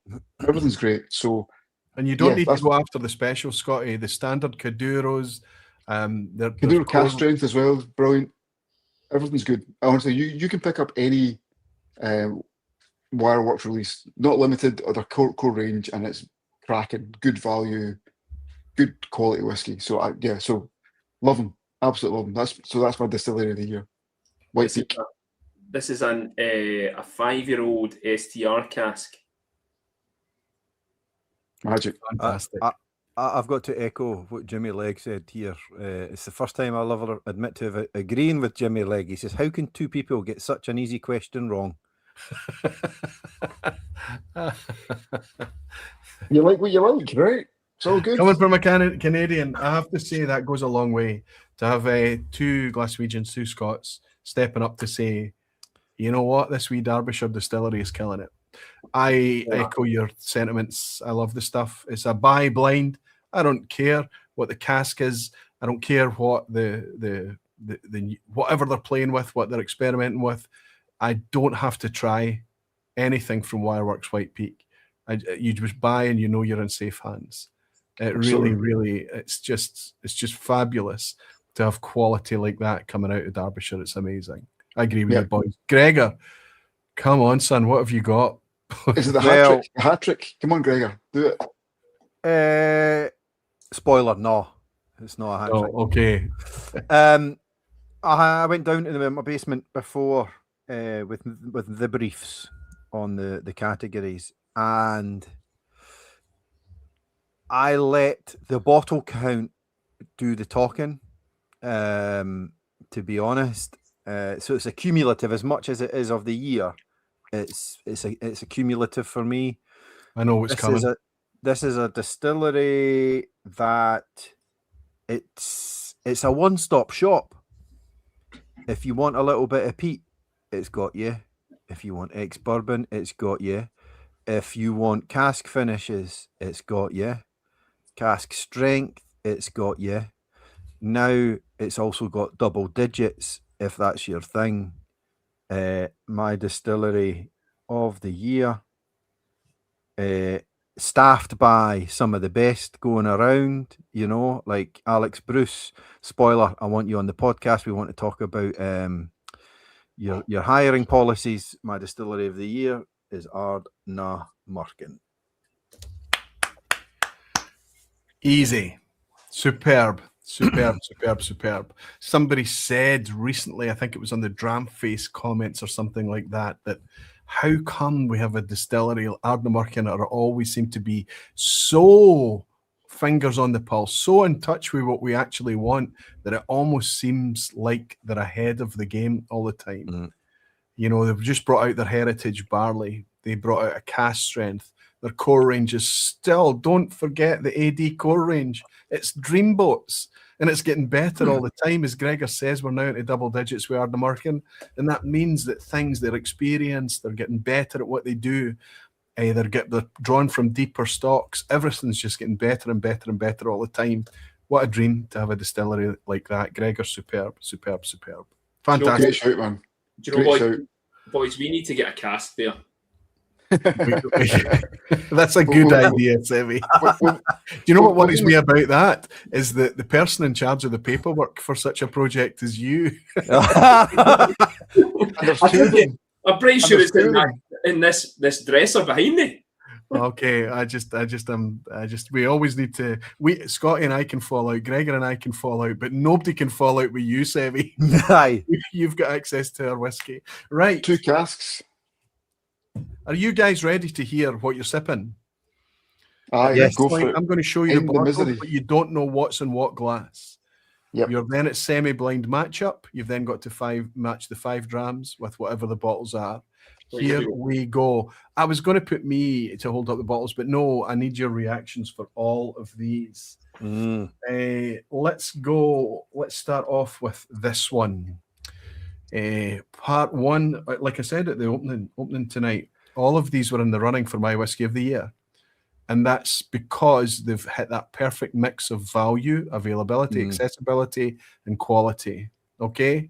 And I vouch for all of these whiskies. These are all winners. The brand new Glen Scotia 12. Oh, is that bottle 1? Yeah, this is your Campbelltown. I've tanned that bottle as well, man. My God. You know, I've never tried that. I haven't tried that yet. So I don't know what that is. I think I might be coming unstuck a wee bit here. Uh-oh. Yeah, I should maybe have the camera focused on me right now, because you can clearly see you know that Formula 1 gif where it's coming down the straight and all the wheels start to come off and they just wobbles off. Let's go with it. Let's just keep it going. Next up, Scapa 10. Scapa. This is a Pernod Ricard bottling, 48% ABV. We don't. I wish it was more transparent on the label. We believe it to be natural color. We don't know. We believe it to be natural non-chill filtered. We don't know.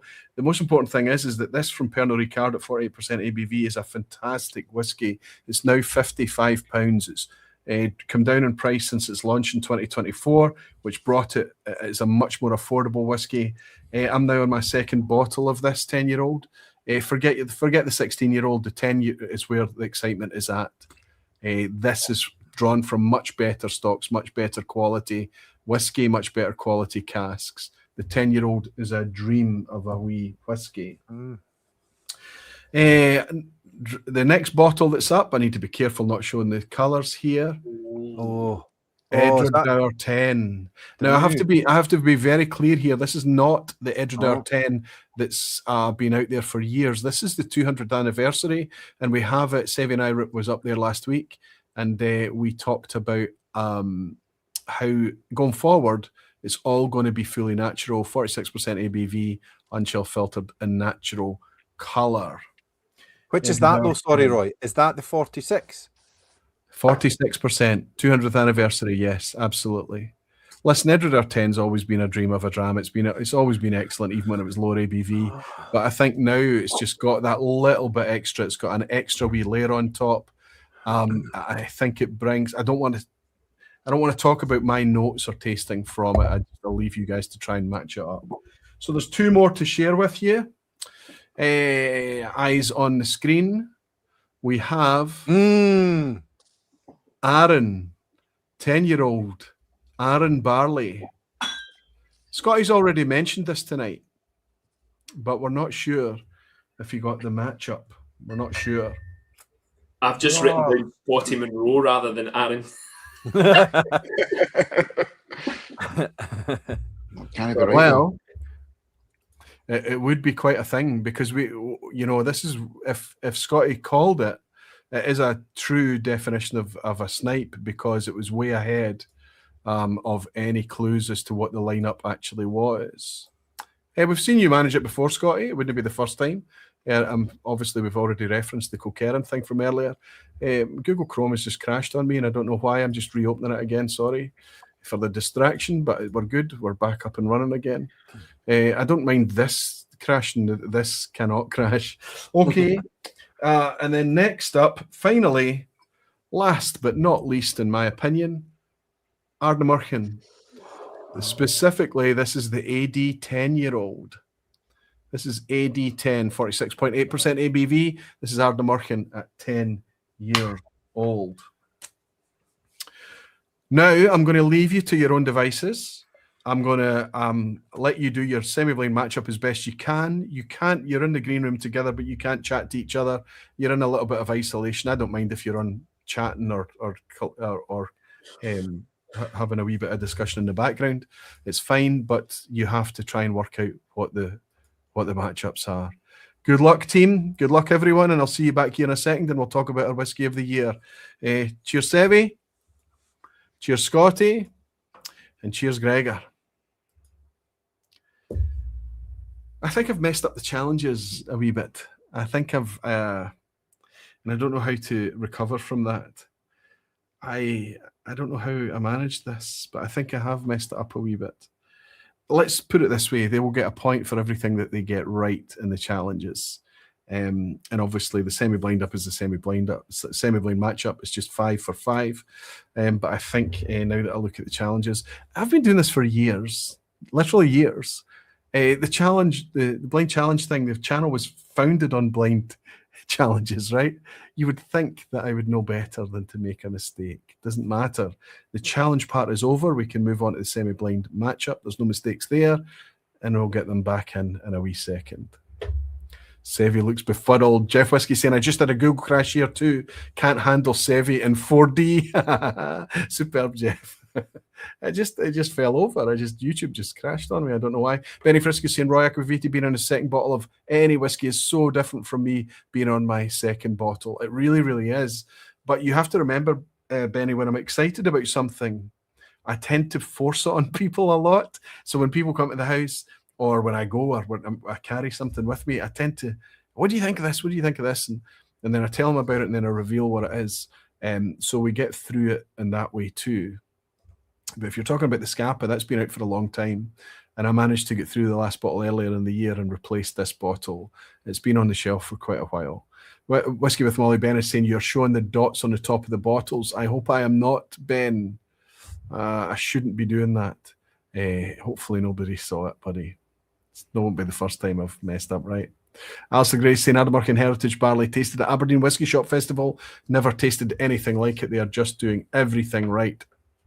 You came unstuck when you put that shirt on, Aqvavitae. You're not wrong, Jimmy. You would think I would know better since I wore this last year too. 3 for 3. Bottlechasers have no taste, Aqvavitae. Please save them, says Jimmy. Alistair, excuse me, Alistair McPhail is in. Good to see you, buddy. He's talking to Gregor and Scotty, saying you have to visit the distillery. He's talking, I think, about White Peak. Fantastic, fantastic. Okay, the chat did go a wee bit upside down there. Honestly, messing things up is easier than getting them perfect, says Benny Fries. Thank you for the words of support. Billy Bennett is saying, my spreadsheet says I've opened 34 bottles in 2025, so a lot to choose from to be my best whiskey of the year. And as a dram comes in from Miami, my pal Warner in Miami, the one glass man, is saying, Merry Christmas. Roy and the Barflies, no spoilers, but my whiskey of the year was Ardnahoe and Augural. They are doing everything right at Ardnahoe. Cheers. Well, I have to share with you not what my whiskey of the year is right now. That has to come, and it has to come very, very soon. I have to share exactly what my distillery is. And you can see over my shoulder, Glasgow is fully faced up here. Glasgow Distillery was my producer of the year in 2024. And I think if I was to put them forward again this year, I think people would understand exactly why I've done that. I've bottled with Glasgow this year. And we have to remember that everything I bottle is at my approach, my invitation. This is something that I want to do. So rather than be kind of just flattered or excited because somebody approaches me, I'm picking the distillery that I want to work with. And that's why I approached Glasgow to release the 8-year-old to celebrate 8 years of the vPub this year. I think the stuff that they're doing there is fantastic, innovative, super fair, and only going to get better in the future. That's why I picked them in 2024, amongst other reasons. But in 2025, I've changed it a little bit, but kept on a very similar theme. If you're bringing good quality, if you're doing things fairly, if you're getting things right because you understand the people that are buying your whiskey, so you want to make whiskey to fit that remit, and you want to release whiskey to fit that remit, and then you see it out to the end. You don't gouge, you're not greedy, you don't start to overcharge, especially when you are in the zeitgeist, when your star is rising. Does anyone know what distillery I'm talking about? Listen, I now have an incredible amount of these bottles over on the shelf, but I forgot to reach out and grab one of them before I went live tonight. That's why I went off camera a wee bit earlier. But I ran away and grabbed one that was sitting close to hand, and I think it's a perfect example. I've maybe only had one dram out of it. I'm going to reach and get a wee clean glass. Try not to show what this is already, and wonder if any of you have guessed. Some people saying Aaron. Stevie O saying 117 likes. Yeah, there's 350 of you in a minute ago. Is that all we've managed to do? YouTube really likes the likes. They really are reassured by, I think we're all reassured by thumbs up. It does betray the fact that it's attempting to be legitimate content, let's say. But I've poured a wee dram of this. There's depth and intensity to this. Super peaty, super smoky, intensity, smokiness, everything dialed up. And the ABV in this one is dialed up as well. What are we talking about? 60.9% ABV in this particular expression. And this is an official bottling. It's 65 quid. Cheers, everyone. My distillery of the year for 2025 is easily Grain of Malt, Jesper Bach, Herben Blocker, Codger. Everyone nailed it. Ardnahoe. They are killing it. Oh my goodness, the taste, the flavour. I know that you're saying, oh, Roy, you've released a bottle. I released a bottle with Glasgow and they were my producer last year. There's no coincidences here. I released a bottle with Ardnahoe because I love the liquid. I wanted you guys to touch the liquid. I wanted you to get your hands on it. I wanted you to understand how special these things are. We are living in a glorious time to be enjoying whiskey. So, of course, I want you to taste Glasgow. I've never known that amount of fruit in a bottle of whiskey. It's incredible. Of course, I want you to try Ardnahoe. It is literally beautiful liquid. Some people are saying that as certainly as New Make and Young Spirit goes, it's the best liquid coming off of Islay in 2025, and that's really hard to argue with. There's fantastic liquid being made on Islay, Bunnahabhain, especially Bruichladdich, Kilchoman, other distilleries too. Bowmore has lost its way a little bit. Lagavulin is still far too expensive. Mixed bag from Lafroig. And Ardbeg is rock solid, but can be a bit sketchy in terms of strategy and price. Ardnahoe, time after time, nailing it, nailing it, nailing it. The core range, fantastic. They've got a sherry and they've got a bourbon-leaning expression. Neither are exclusively in that direction, Bolsa and Infinite Loch, but one's more bourbon, one's more sherry. Then they've got the cask strength, the one I'm just sipping from just now. They've got the society releases and lots of other things like Fisheel. Everything is gorgeous. Just buy and know that it's going to be a fantastic whiskey. This cask strength is beautiful. And if I'm honest, you could argue that if I'd put this forward for Whiskey of the Year, who would argue with me? 60.9% ABV, 65 to 70 pounds a bottle. But it's more than that. The confidence to put a 5-year age statement on the label and for it to taste double that. It is way beyond its years. It's fantastic liquid. My bottle of the year last year was Ardnahoe's Infinite Loch. It was inevitable if they kept going in the same direction that they were going to be able to be producer of the year. They brought out Bolsa. They brought out the cask strength version, fantastic society releases, fantastic Fisheel releases, fantastic exclusives. And yes, one of those exclusives was my very own. But I love that bottle. I love it dearly. And I think that Ardnahoe deserve all the praise that they're getting, not just from me, but the entire community. Rick Johnson is saying at Aqvavitae, I'm dying to try the new Oloroso German release. Scott Allen is saying that is awesome. We have 3 here locally we can buy. Fantastic, Scott. If you like these are heavily peated spirits that they're releasing. I think it's more like the Southern Island style than it is anywhere else. Kyle Taylor is saying, tour in Ardnahoe this weekend. Love Bruichladdich and Kilchoman today, but after being in the Lowlands and Campbelltown before this, the Islay tax on bottles is for real, especially when you're there. That smarts. I hope that Ardnahoe have some nice treats for you. Let me know how you got on, Kyle. Bowman 1989 is saying, I have to get my hands on some Ardnahoe. You really, really do. It's fantastic. Adrian Hanna, as he said, was lucky enough to catch the tail end of the Barflies Glasgow tour before Glasgow Whisky Festival. I was just struck by how lovely both the people and the whiskey were. You're right. I credit Ardnahoe even above Kilkerran for teaching me to love peat, says Mike Molasses. I don't think we can say anything more than that. They're killing it. They really, really are.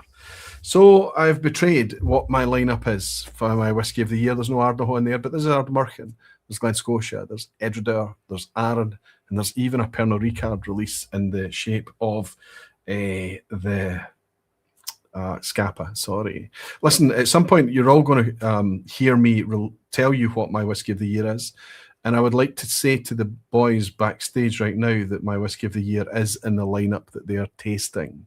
One of the 5 that they're tasting tonight, one of the 5 that I've shared with you tonight is my whiskey for 2025. The only thing left to do is to get these boys in, to hear what their Whiskey of the Year is, and to see how they've matched up and to see how they've scored. They're going to look after their own scores tonight. I don't care about the scores. They're just scoring for themselves, but I know that it's important to them. It means a lot to them. And this is the crucial part.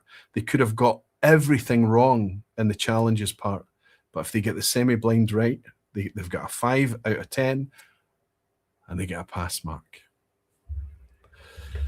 Okay, let's see how we're doing.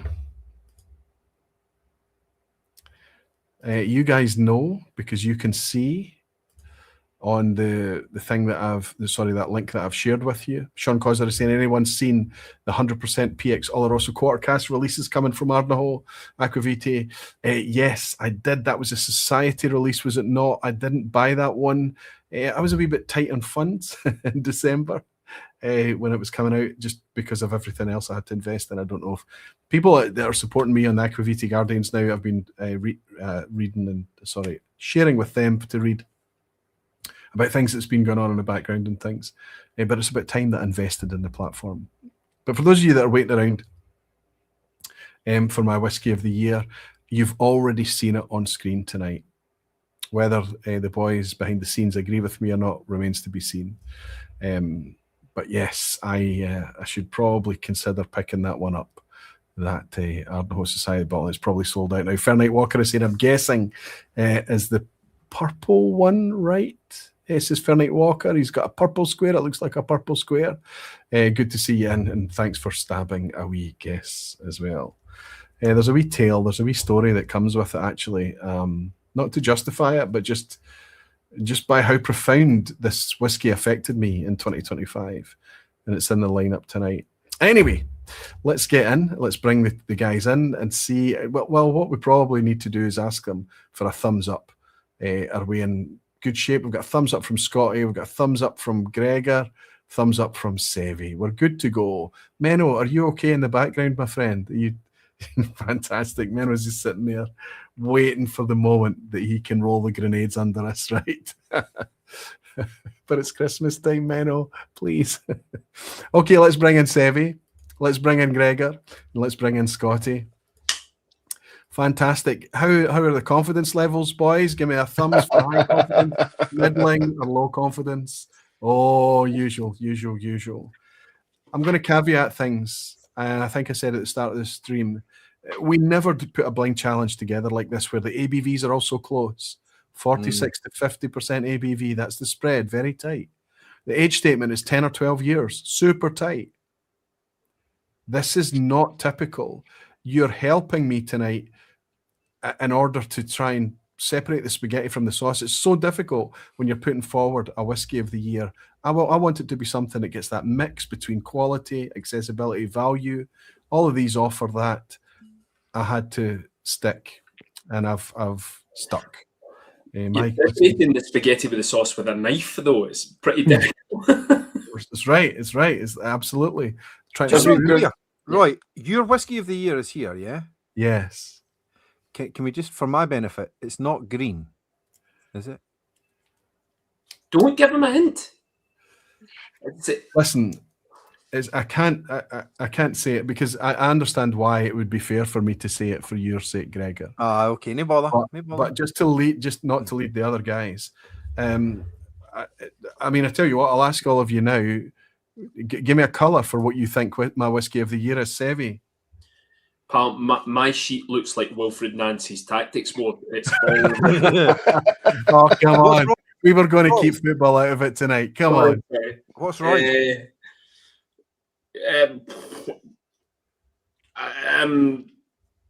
Yellow. I'd say yellow. Oh, wow. Oh, my goodness. I've knocked out. Scott. I would go on blue. For Royce, wow. The Glen Scotia 12. Oh, no. Wow. Okay. Ooh, really? Hang on, let me taste that again. I'm here for the fun. It's great stuff. All right, I tell you what we're going to do. Well, I'm going to ask you to each nominate, obviously, what your whiskey of the year is. And then I'm going to reveal what the bottles are and matching them up against the colours or whatever. But quickly, so that we're on record, Scotty, go ahead. Give me your colours, what you think you are. What do you think you're matching up here? Just give me the first two, Scotty, please. So I've completely, my challenge round, I've completely flipped, right? There's nothing's the same. Wow. I've gone back to what I said at the start where I tried to take a snipe about the Aaron. So I've gone for Aaron being yellow. Okay. Give me one more. I'll give you a random one, right? I'll go for like, so I maybe missed it. I messed this up a wee bit because I've been kind of, dealing with other shit. Yeah. Literally. Literally. Yes. So when you showed the bottles, right? I didn't see the Ardnahoe. Am I right in saying that? Correct. There was no Ardnahoe in the lineup. There was no Ardnahoe. So I've gone right. So I've missed. So don't worry. So I've gone for let's do it. So I've gone for Edredure, right? As pink. Oh, so have I. Yeah, me too. Oh, okay. So Oh that no, agrees. sorry, That I've agrees. gone for the red. And, Sorry. let's go over to Seve then. Seve, give me 2. I've already got your pink, so you can lodge that. No, sorry. That was a mistake. I've actually gone Edredar as being the red. Okay. Sorry, Controversial. controversial. I've gone. Let's go. I've actually gone for the Ardna being the pink. Okay. One more. Give me one more.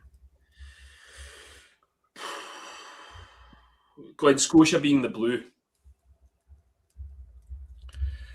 Superb. Gregor. Aye. Wait, what do you want?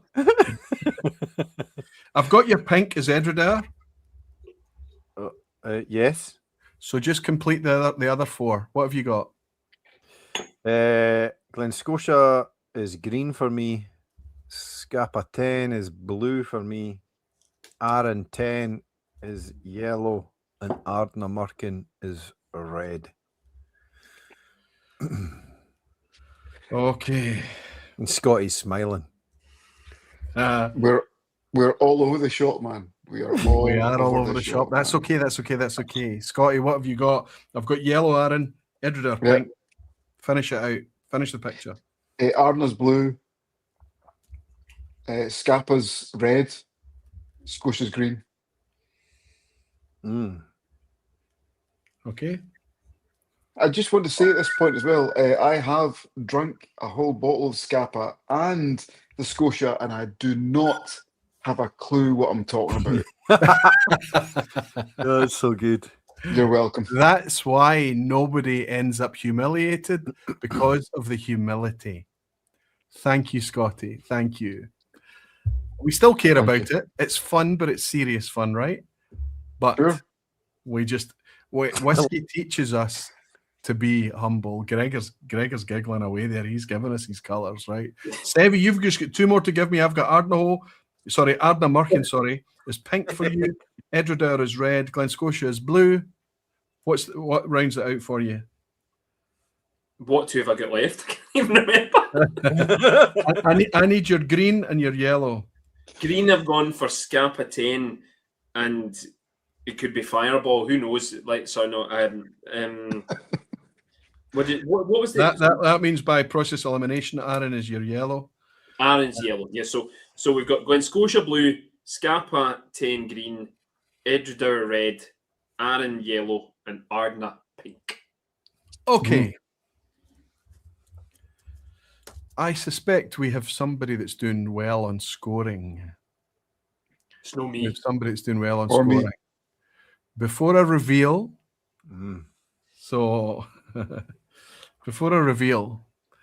Gregor, give me your whiskey of the year for 2025. Look at Oh, him on. sitting back like, do you know what I mean? Hi. Yeah. Like the Jambos on top of the league. Exactly. First That's time swagger. since 93. I mean, you make a good point. It's a wee bit cold. Can I just wrap up a wee bit? Right. I just need. Oh dearie me, this is gonna hurt. Only Seve and I don't get the chance to strut, right? We just don't. Just wrap up. That's better. That feels better. The warmth, the warmth of being on top. Anyway, Yeah, dusted the cobwebs off that. right. I'll give. So I struggled a bit with whiskey of the year. I've got an honourable mention, and probably just the whiskey that I'd be buying. And I'll say that because Roy, you were also not encouraging, but you talked about accessibility. So my honourable mention, and it's only honourable mention, is because it's unopened, but I suspect it would be my whiskey of the year. What? And I'm not having this. Nah. Spoon of having cask rank 25. But it's I an think honourable mention. the only thing we can do here is force them to open it, Scotty. I get it, I'll Gregor. open it. Stop messing about. All right. So my whiskey of the year, tried and tested. I think it does signify Red card. The place where I'm headed. It's a Clean Leash 14. Clean Leash 14. The leash. Diageo official bottling, 46% ABV, available everywhere, often sub 60, often sub 50 these days. My goodness, you're loving the Clean Leash. Gregor, we can eventually encourage you over to the light side. This is interesting. Your preferences are starting to become lighter, am I right? Aye. Yeah, it's incredible. It's incredible. That's a good shout. And it's available. It's a good price point. It's one of these kind of safe harbor bottles that we have from Diageo. Just don't take it away from us, Diageo, right? Don't take it away. That's it. We would miss it. We would truly miss it, right? If it was gone. And I think that's why it's there. Fortunately, we do have Clean Leash taken care of quite nicely by the Indies, but it's nice to have one out there that everybody can get their hands on, Gregor. Good shout. Definitely a good shout. Seve, what can I come up to you now for your Whiskey of the Year? Yep. I'm always the thorn between the roses. You are. Yeah. Every rose has its thorn. That poison. The reason being is, what was that? A bit of poison. He was serenading you with a wee bit of poison. Am I a bit of poison? Sorry. No, the greatest rock ballad of the 80s. Oh. Good segue, as Gregor would say. My Whiskey of the Year, and yes, it is biased. I'm sorry, wholeheartedly. In fact, I'm not sorry, because for me, this is, for me, the best expression of this distillery to date that has been produced. Wow. Big leg. Come on, then. Come on. Aye, They fancies. No other build up. No build up. Oh, and Dafty. Yeah. The mill. There's so much behind this. That's not open, no. That's not open. I'll open it now. I'll open it with my teeth if you want. The reason being, this, for me, whiskey is not just about the liquid. It's also about the memories. It's also about what it invokes in people. It's what you experience as a group. Now, for me, you might recognise. There's a barfly on that bottle. Oh, wee barfly. This, for me, is the best Daffmill that has ever been released. And that's coming from at the top drawer, Daffmill fanboy, who's got pretty much almost everything that Daffmill has ever released. There's Gregor got one that's also sealed. This is troubling, boys. So open, right? I didn't buy one. So you can. How do you open it? You can have the bottles and send it my way, boys. It's cracked the wax, but it's also cracked my molars. Don't do it with your teeth. Use a knife. Use a knife. You become a meme like Wilfred Nancy. There we go. Knife. Wow, we've got two getting cracked at the same time. Right. Mental. This is immense. It will get opened. I don't think I've got a knife, actually. I need to find one. Anyway, so for me, this is my Whiskey of the Year because it was everything. The experience of going there with Roy and with Martin, being able to see Francis and his family in their environment, it was a spiritual experience. It really was fantastic. And I think it was really, really nice the way that when we wanted to suggest blending and making a small batch and using it, and Francis got so excited and said, yes, let's do this. And I'm getting to it, Seve. I'm getting to it. Sorry. Billy Bennett said no one has opened. I'm trying, Billy. I'm trying the best I can. It's no easy to get into that, but it's worth it. It's worth the effort, Gregor. Listen, Seve was desperate for us to go with a very, very specific cask, and he wanted it to be single cask. So we left the blends that we'd made, and we left the single casks out, and Francis took us around to give us a wee tour and show us what else he had going on. And by the time we came back and had some food and things and relaxed, it'd been sitting there covered up and sitting in the tasting room for a long time. and we picked them up and sipped them. I handed them round blind. It was only me that knew what were in the glasses, and it was obvious what we were going to be bottling for me at that point. Seve, are we now at the point where you admit that we were right? Hey. Merry Christmas, everybody! Merry Christmas. Do I need to have some of mine? Do I need to grab one as well? I have no Daffodil in this house whatsoever. We'll need to sort that out for you, Scotty. We'll need to sort that out. I've just drank it all or shared it in the bus to Fife. Let's get that. Oh, glug, glug. Glug, glug, indeed. Neck pour, Gregor, go for it. The biggest Daffodil fan on the planet. Here's to you. It's cheers to everybody. sorry. Cheers. Yes. So just to say, what a day it was. I'm glad so many people can experience the day that we had, because as Roy said, I was all for a specific cask. I was like, this, you've got to go with it. We've got to go with this.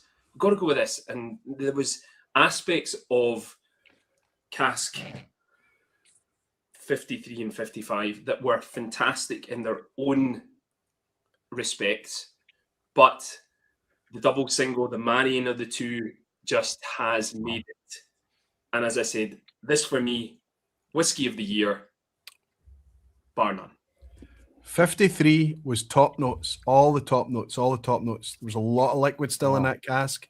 It was really bright and fresh. 55 was this kind of gloopy, thick, leaky cask.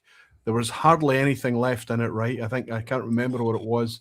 It was really, the RLA was very, very small on it, or light. Yeah. But when you mix those together and proportionately, the right amounts, and we left it and came back, that's what produced that product. What do you think, Gregor? To quote the magnificent Scott Monroe, lights out. Belter. Can I just say as well, although I don't have a bottle of it, Roy did, or either Seve or Roy brought a sample in the bus to Fife this year, back in March, and I got to try that liquid. And my memories of it, I like Daffodil. I don't love Daffodil. I like it, but that bottle was different from any other Daffodil I've ever had. Wow. It was just that was us sitting at that wee table on the bus, right? Yeah. I was. It's the one. Sometimes, I mean, I'm always going to be nervous. But I think that's the Daffodil release has been the one I've been most confident about. Thank you, Seve. Thank you. That was a long time on that one, but I appreciate it. All right, let's come down to Scotty. Right, so this year has been a fantastic whiskey year, right? So I'm thinking back in May when Seve, Roy, and Rolfie, don't know if Rolf's in tonight, we all, and Keith as well, we all descended in Campbelltown for the Mox Festival. I know what's coming. We had some amazing drams at the distilleries, at Glen Scotia, at Springbank, Kilkerran. We had some incredible drams back at the Hoose. Who can forget that 13-mile journey on those roads with those mental taxi drivers? But then I started thinking, that was one of my whiskey highlights of the year, obviously. Another highlight of the year was your blind tasting, Roy, on the Sunday after the Glasgow's Whiskey Festival. And we tried, again, an array of amazing drams. Well, this dram that I've got for my dram year has got fuck all to do with any of that. But what I would say is, I'm going to be a bit boring, but my whiskey of the year is kind of similar to my distillery of the year, and I'm going for the Wireworks. Wow! Bourbon Barrel. Bourbon Barrel. Excellent, man. Excellent. Because not only is it widely available, it's a core range release. Yes. If you're in the UK, you can buy this right now anywhere. I would urge you to buy it at the distillery from the team there. This whiskey, all the stuff I said before about White Peak Distillery, this bottle, this is the 2025 release. It's even better than the last year's release, the last one. It's amazing. It's good price. Everything I said about Wireworks before, I can't not give this my whiskey of the year because this is my third bottle of this year, Wow. right? It, So, or it won an Oscar for best world whiskey, Scott. it did, and somebody in this group might have voted for it for that very reason. I know it's maybe a bit boring because of the distillery of the year, but distillery of the year, and this is a huge part of it as well because it's such a solid whiskey. I just think if you like peated whiskey, you like bourbon cask stuff, you take a little sip of this. It's something that a bit different as well. Like it's just delicious whiskey. So my whiskey of the year, it's got nothing to do with Campbelltown and that amazing trip we had. Nothing. I just wanted to mention it because it was awesome.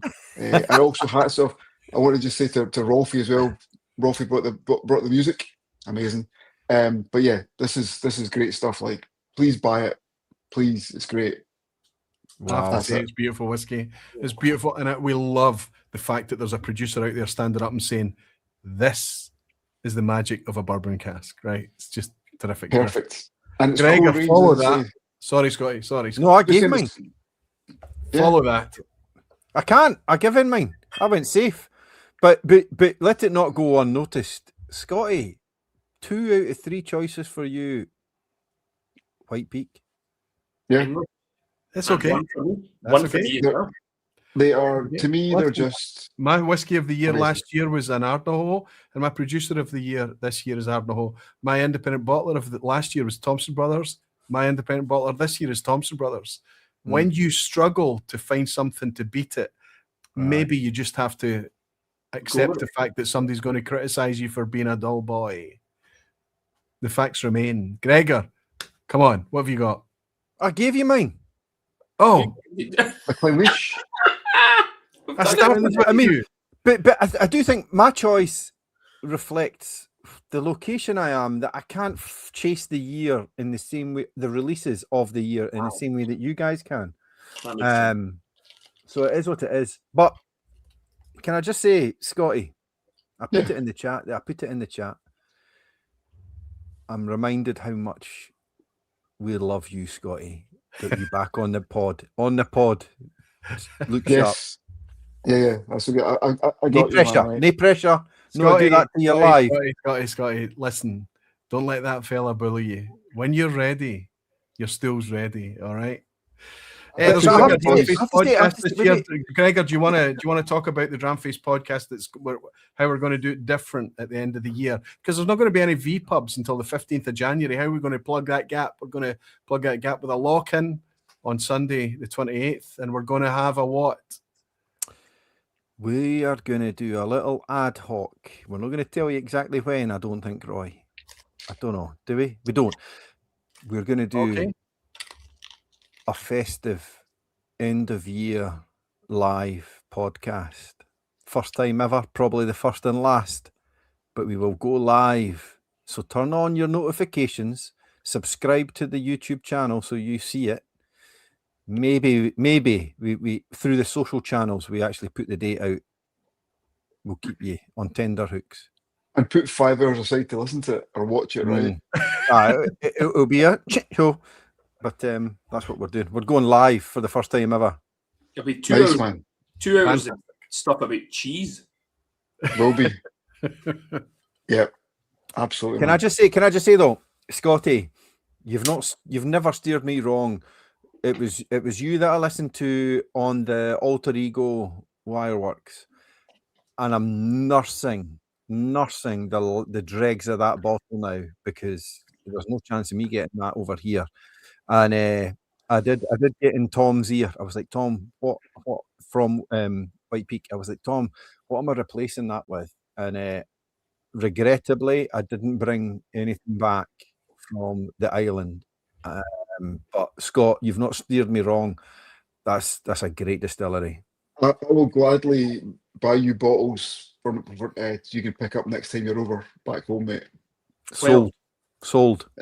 Absolutely do it for you. If Hearts are still top by the shutdown, you might be able to pick that as your bottle of the winning bet. No. The magnitude of such an accomplishment will be reflected in the bottle I choose from your stash. Don't worry. Why did you get so Edinburgh there when you? It might start with a K, end in a sh, and have Ein Lee in the middle. There we are. There we are.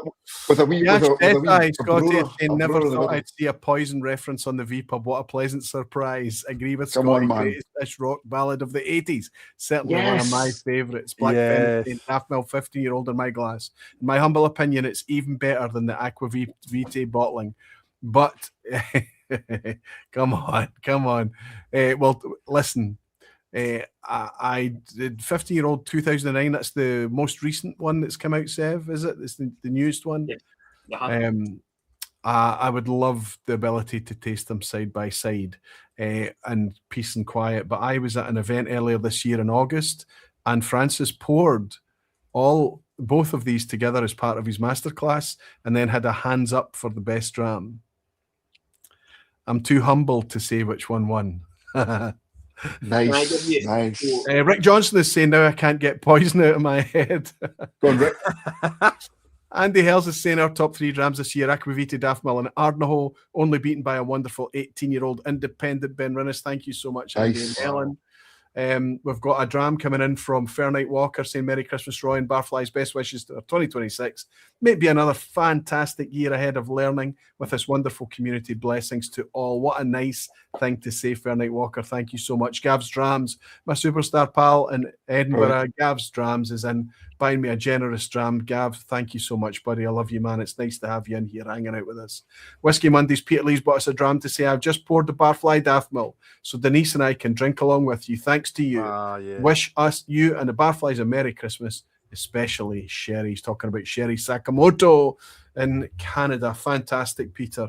Cheers, Wonderful. Peter Denise. Thank you, Peter. Thank you, Cheers Gav. to the Lees. Thank you to everybody. Cheers.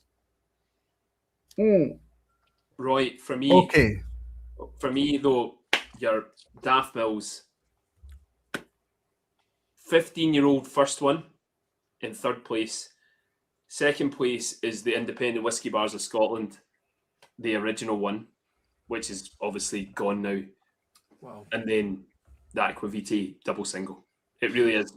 Thank you. Thank you. I think we were very, very fortunate. We had the support of Francis, of course, to let us do what we wanted to do.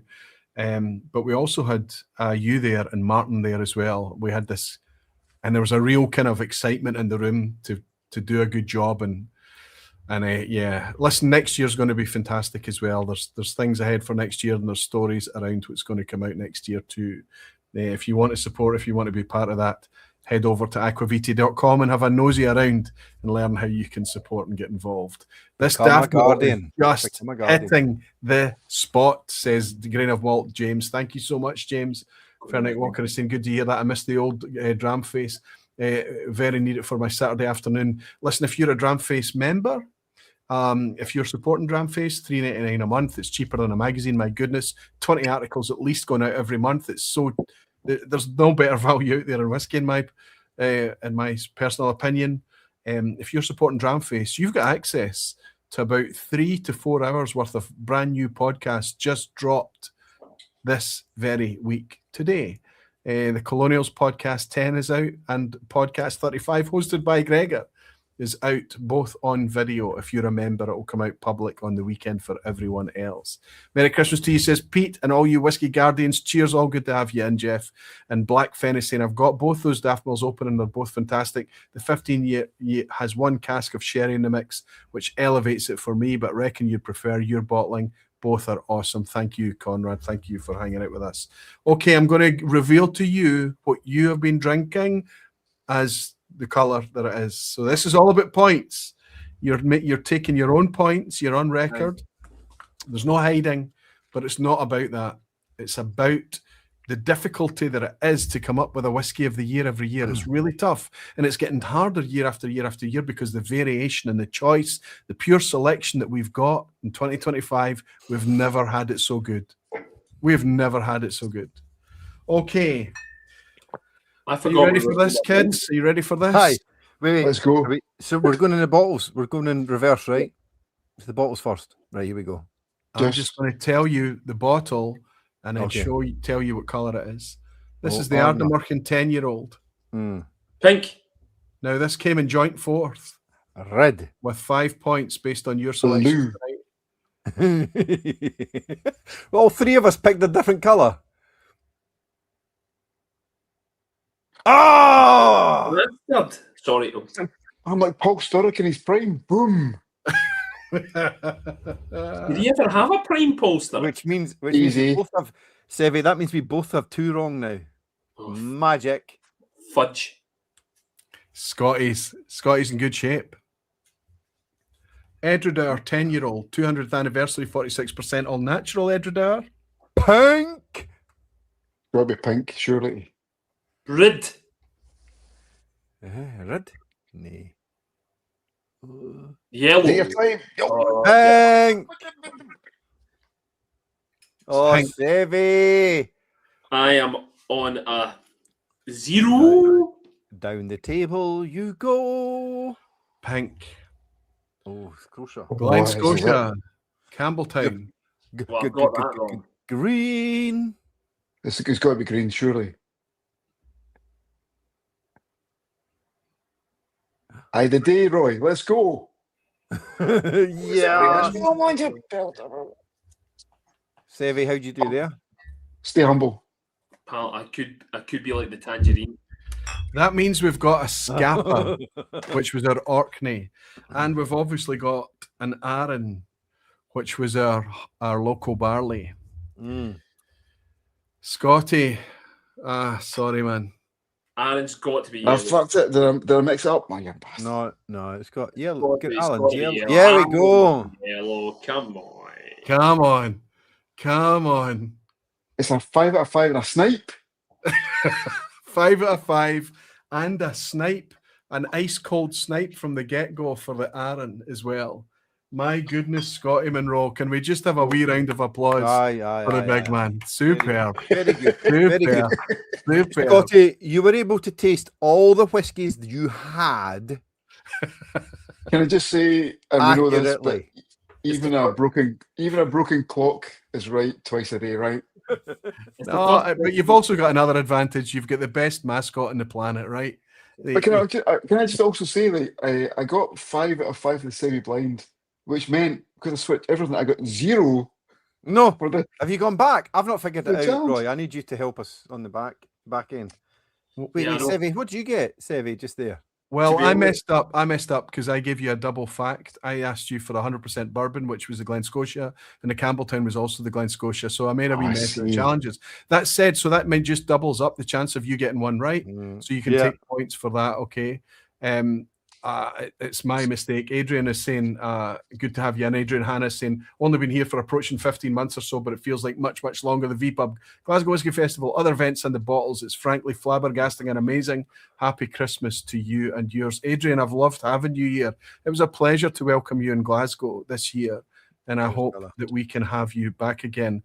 I think, it was Darren. Was it Adrian or Darren that brought me my whiskey socks this year? No, I think it was Darren that brought me the whiskey socks. Adrian, I look forward to having you in Glasgow again in the future, buddy. You're getting a huge applause, and I think it's deserved, Scotty. Do you want to share? You want to share your scores? Yes. Sev, I think you started off super strong. The way you were talking at the beginning, I thought he's got this, he's got it, and then you somehow managed to just go straight into the crash barriers. To be honest, I can't even work out what I got in the semi-blind or the challenge. The challenges. It's No, not but- important. Gregor, go ahead. I got on this round. I got 3 out of 5. I need help on the other one. Oh, on the challenges. Aye, are we going to go through that or no? Nah. What was the Orkney? No, Oh, wait. I've got them here, man. Right. I tell you what I'm going to do. I'm going to share with you. I'm going to share with you what actually Make it easy What for you- me. what you I've had a scored. few whiskies now. I what you got scored. I got so many wrong in the semi-blind that I need help with the challenges. Wait, no. Right. All right, here we go. I think we can all just agree that Scotty Monroe has taken it Aye. and ran with it. Right, he's just killed it. The snipe was the when my poker face was required. like it's never been before when you just upped and said this is the Arran Heritage Barley or local barley, Arran Local barley.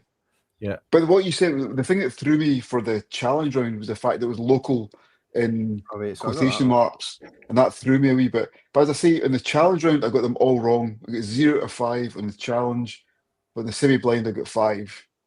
So I swapped everything round. There is a chance that if Seve and Gregor add up, that they're not going to be far away from you then, to be fair. I'm I'll win it. Buddy.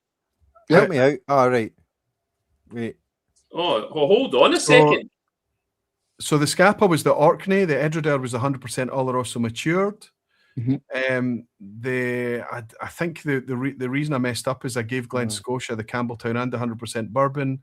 The local barley was the Arran, and I don't remember which the other one was. So I think I've forgotten to put a challenge in for Ardnamurchan and given 2 to Glen Scotia. So I think everyone should just have a 9 out of 10, except for Scotty, who should maybe have a 10. No, I should have a 10. Yeah, I'll take that. I'll take that. I wouldn't take it. I get 5 out of 10 as my total score. That's what I got, total score. Well, let's see how the whiskey scored. I can tell you based on your preferences for this evening. This is what you put it in. Obviously, Gregor didn't have his green. That's my fault. Apologies. Making lots of mistakes. I'm looking forward to a break. I'm a wee bit tired. I have to be honest. We're all feeling a wee bit tired at this point in time. But joint fourth is Ardnamurchan 10-year-old and Glen Scotia's 12-year-old. And these are amazing for 2 completely different things. Glen Scotia is that Read the Room release, 12 years, fully natural, all ex-bourbon, first fill bourbon this time. Maybe refills going to be used in the future. There are rumours going around that they're over-aging for the next release of this. 45 quid. Ardnamurchan's 10-year-old, we heard that the 10-year-old last year was going to be a one-off thing, but no, they had the stocks to bring another 10-year-old in 2025. I think that despite this sitting fourth tonight, the subtlety and the complexity and nuance in that whiskey is astonishing. Yep. It's a dream. Third place, amazing that Pernod Ricard can come out with something that would just have us excited. See the top notes in that Scapa. It's lovely, man. It's fizz and gorgeous and just, I don't know what it is. It is so Moorish.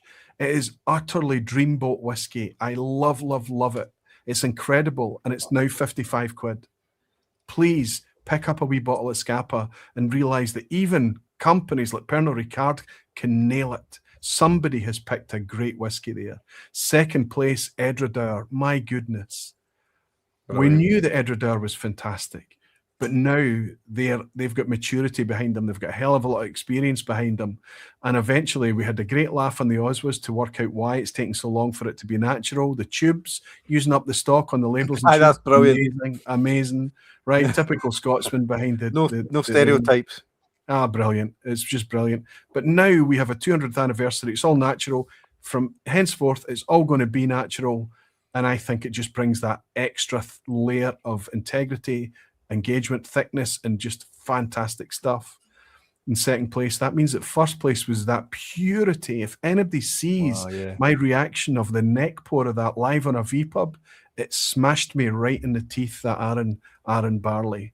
It's like no other Arran that exists. Arran can sometimes be a little bit middle of the road, a little bit safe, a little bit crowd-pleasing. But that Arran barley is a purity peach. It is absolutely fabulous. I'm glad that you guys enjoy that as well. It's terrific. Can I just say, I think there's also 18,000 bottles of that outturn for the Arran. So you know, it's pretty big outturn. There should be enough to get around there. Fantastic. That's the bottle that's getting bought after this. Yeah. So another I've not tried that before tonight. That's the first time I've tried it. Superb. I've just, obviously you've tasted my whiskey of the year tonight already. Okay, we've got, you guys are guessing that Seve, you've suggested it's the Arran. Gregor, you've suggested it's the Arran, and Scotty, you're suggesting it's the Ardnamurchan 10. Yep. My whiskey of the year. Let's see if you're right. Listen, boys, thank you for joining me. Please don't go away. Those of you who want to stay for a wee bit more fun with Menno, I'm going to announce what my whiskey of the year is, justify it, and then bring you back in for a quiz at the end. Are you up for it? Please hang out with me a wee bit longer. Fantastic. Absolutely. I'm going to get a chance to say sentimental things about you a wee bit later at the end. But I just love that it's almost I'm pinching myself. Is this what I really do on a Thursday night? Hang out with all of these amazing people in the chat and be able to reach out to you guys and say, hey, do you want to give up your Thursday night? Do you want to have a groggy Friday morning just to hang out with me in the vPub? And you all just step up and step forward. It's fantastic. Love you guys. Hang out for a wee bit longer and I'll bring you in a second. Cheers, Gregor. Cheers, Seve. Scotty Monroe.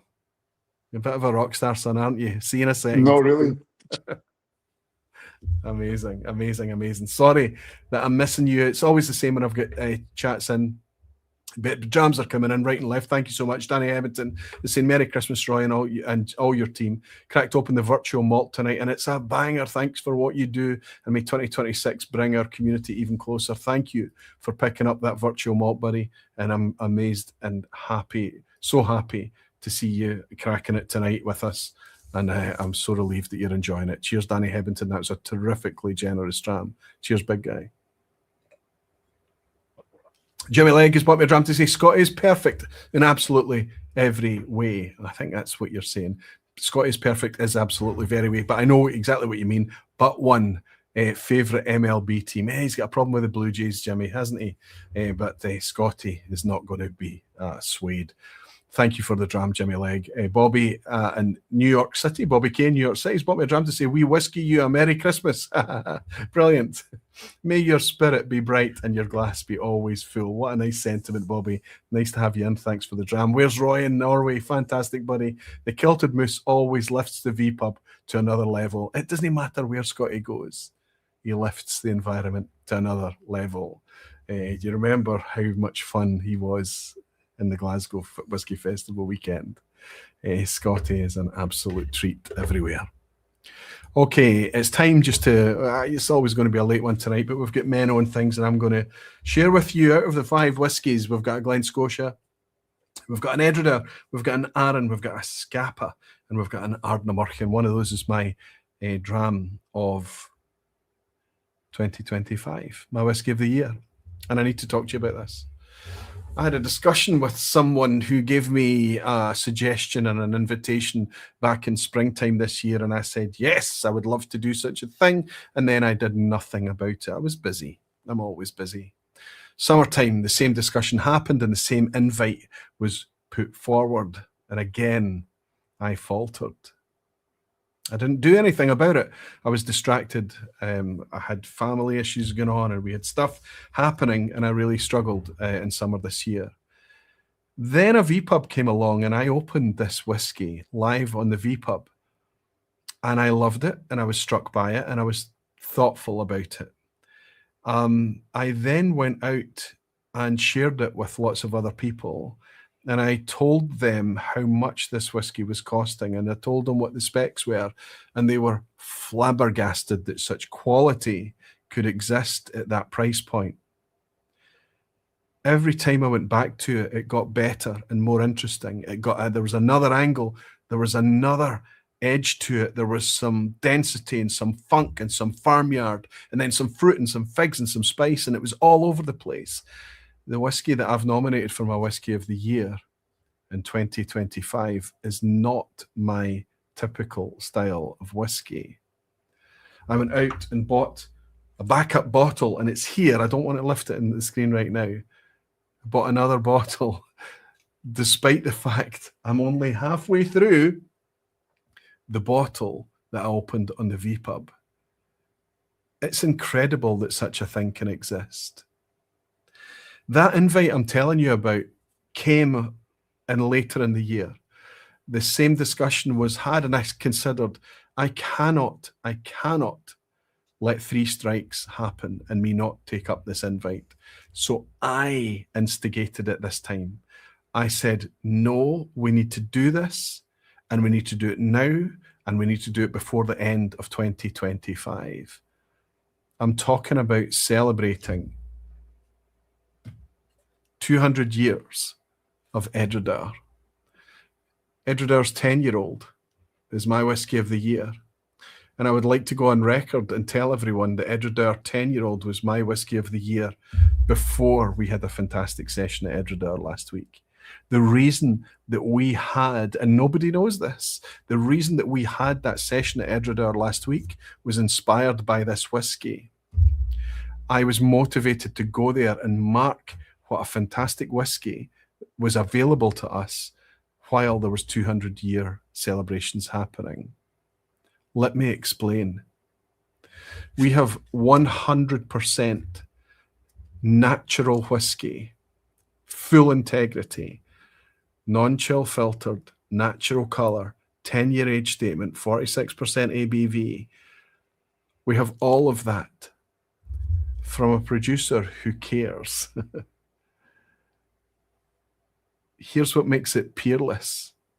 This is why it's Whiskey of the Year. What I'm about to say to you next is literally peerless. Nothing can touch it. This is 100% Oloroso sherry cask matured. This is not a finish. This is not a vatting. Everything in this bottle is 100% Oloroso sherry cask. And it's £45. There is nothing on the market that's like it. Nothing gets close to this. Everything that's heavily sherry rich, we pay the sherry tax for it. It takes a producer like Edredeur, like Signatory Vintage to step up and say, we can make this and we can put it out there at this price point, to the point that some of you might have detected some frustration that the producer is finding it sold higher than 45, 46, 47 pounds. When they see it sold for higher than that price, they become upset. These are the guardians. These are the people that we want in charge of whiskey going forward. If anyone can bring a core range, official core range, 100% Oloroso sherry matured whiskey for £45 with these specs and at this flavour, this engagement, this gorgeous, and I bear in mind that everyone, even Scotty Monroe, who doesn't, this is not his style of whiskey whatsoever. He was enjoying this tonight. It's got a little bit of funk, it's got density, it's got complexity, it's got interesting flavours, it's got fruit, it's got spice, it's got everything you would expect from Oloroso sherry. It's a peach. And it's responsible for the vPub that happened last week. Edredeur 10 is my whiskey of the year for 2025. Okay, let's see what you guys are saying before we bring the boys back in again. Terrific to have you here. Aqvavitae, well done. Edredeur says, Yerbin, I agree with you completely, my friend. I hope you're enjoying it. Had to wait for that whiskey of the year. Loved it, Aaron and Ardamurchan. Happy birthday, says Whiskey Weekend Dram. Sorry, happy holidays, saying. Jimmy Leggett saying, Gregor only usually washes his hair on Thursday nights anyway. Does that hair ever get washed? Jimmy Leggett saying, he's saying, fact, the Kilder Moose always lifts the vPub. He's saying fact, and Jimmy is saying every Scottish distillery produces great new make. Only people can ruin it afterwards. I think there's a lot. I know that's a tongue-in-cheek comment, Jimmy, but there's a lot of truth in what you say. This is what we're discovering. It really, really is fantastic. I hope some of you are able to come across Edredeur 10 in the months and years ahead. And I hope you're able to find it at the fair prices that we're able to get it in the UK. By all means, try before you buy. But for me, it's at that price, that quality, this engagement. It's the pink one. It's in the glass now. It's an absolute peach of a whiskey. Okay, let's see this thing out. I'm going to bring in my pal from Belgium and have a wee chat with Menno. Give me a thumbs up, Menno, if you're okay to come in, my friend. Superb.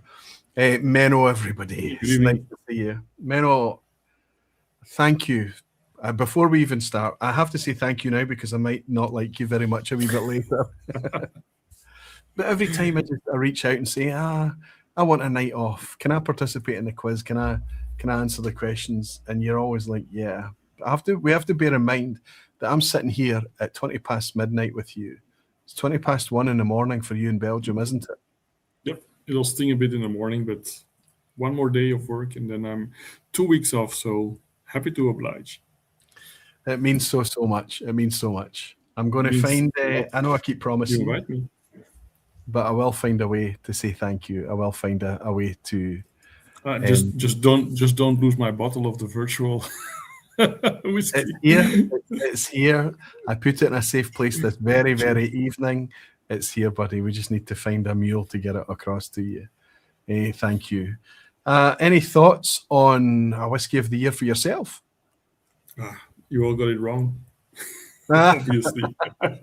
So that means yes. I can get behind everything that was said tonight. I've got a couple in the lineup.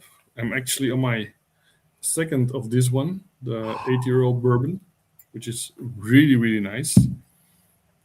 It's in the running. I haven't made up my mind. It was in the running here too. It was absolutely in the running. The only thing that held it back was its limited availability, right? Yep. Okay. Well, I wasn't really looking at availability because this one's also in the running. It's an 18-year-old peated Bunna from Douglas Lane, which is gorgeous. Superb. To my own surprise, one that was just a punt on an auction site, but is really growing on me, is a Jura. Oh, which one? Yeah, it's the one for you from a few years ago. 18-year-old, natural color, unchill filtered, everything you would want, from bourbon casks and finished in virgin oak. It's a cracker. Now you have got my attention. Fantastic. We did have some overlap there. But I'm going to hold another couple of up that have just been absolute blinders for me as throwaways. This was difficult to look past. The Miko Tor is maybe one of the most interesting whiskies I've had this year. 5-year age statement. Sorry? Is that the new edition of the Turbo? Yeah, this is the new one.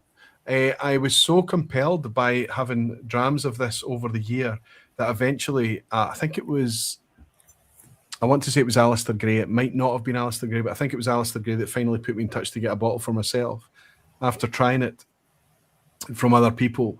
But really thick, really dense, really intense whiskey, 5-year age statement, high-ish ABV, 50% ABV. But this is specifically the Turbo. And two others I want to shout out. I'm just amazed that such a thing could exist if we talk about heritage grains and things like that. We can't not mention Ardnamurchan's masterclass in heritage. It's got that. This is a little bit more raw, a little bit more out there, a little bit more raw than the Arran, but it's also a little bit thicker. So when Gregor talked about that mouthfeel that these heritage grains and things can bring, specifically the thickness of the Arran barley, I think he was referencing. But the Ardnamurchan is really thick, very pure, very spirit-driven. And finally, probably my best balance of affordable Indy is actually a Decadent Drinks pick. This is a Manickmore, the Loch Dew. This is just my second bottle of this. Fruit bomb. An absolute Manickmore is so underrated. Sorry? Manickmore is so underrated. So underrated, right? So underrated. But the Decadent Drinks with that Loch Dew bottle that they put out there, it was hard to reach past it. When I knew it was in existence in this room, I was struggling to reach past it. Herben is saying, I can always mule a bottle to Menno. There you go. We've got a few others close by you in the Benelux countries that can do the same. Menno takes cash, says Jimmy Legg. I'm up for it. Everyone is saying whiskies of the year should have nautical theme like the sailboat on the Scapa bottle or the Boona Captain. That only comes from somebody like Chris, right? A sailor. Good to have you in, Chris. And Anthony McGee saying, I joined just in time to hear the news. Another fab insight. I will have to hunt an Edredar 10 out. Listen, Anthony, if you buy that Edredar 10 and you don't think it's up to it, if you don't think it's everything I've said, I'll buy it back off you. Fantastic. Menno, what state are we in tonight? Are you going to batter us or are you going to be kind? No. Is it Christmas? It's all but Christmas. Halloween? I mean, no. It's more Christmassy than Halloween, let's say. We've heard that from you before, my friend. No, but let's bring the boys in, shall we? Let's bring in Gregor. He's still got his scarf on. He's still strutting. He's gloating now. We've got to let it. It's really Christmas for Gregor, right? Seve's coming in now. Seve's coming in.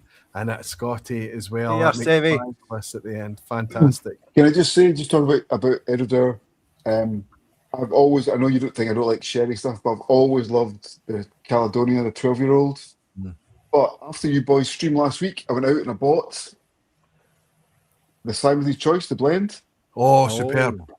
And I also grabbed myself a wee, and I didn't know it's open already, obviously. And I also grabbed a wee bottle of the old Ballechin or Ballechin. Ballechin, yeah. Yeah. That's a 10-year-old as well. Yeah, but That yeah. Caledonia, the Symington or Simonton is fantastic. Great. That 10-year-old. I just had 1 dram out the bottle, or 2 drams out the bottle so far. Maybe 1 small one, but it's great. But yeah, that was thanks to you guys and your Scotty, stream from last week. It's just anxiety-free dramming at £33 a bottle, and that's not us saying it. That's not saying it's acceptable because it's cheap. That's me saying that's remarkably good whiskey for that price point. I think as well that Great dram. taste is, and 46% non-chill filtered, natural colour for a 10-year-old blend, 50% malt, magic. So thank you for that. For the heads up, guys. Can we not let this moment pass though? Roy. If you mention Hearts, you're getting kicked out. No. It's my other loyalty. Sherry. Roy just picked a sherried dram as his whiskey of the year, and Menno gives a shout out to Jura.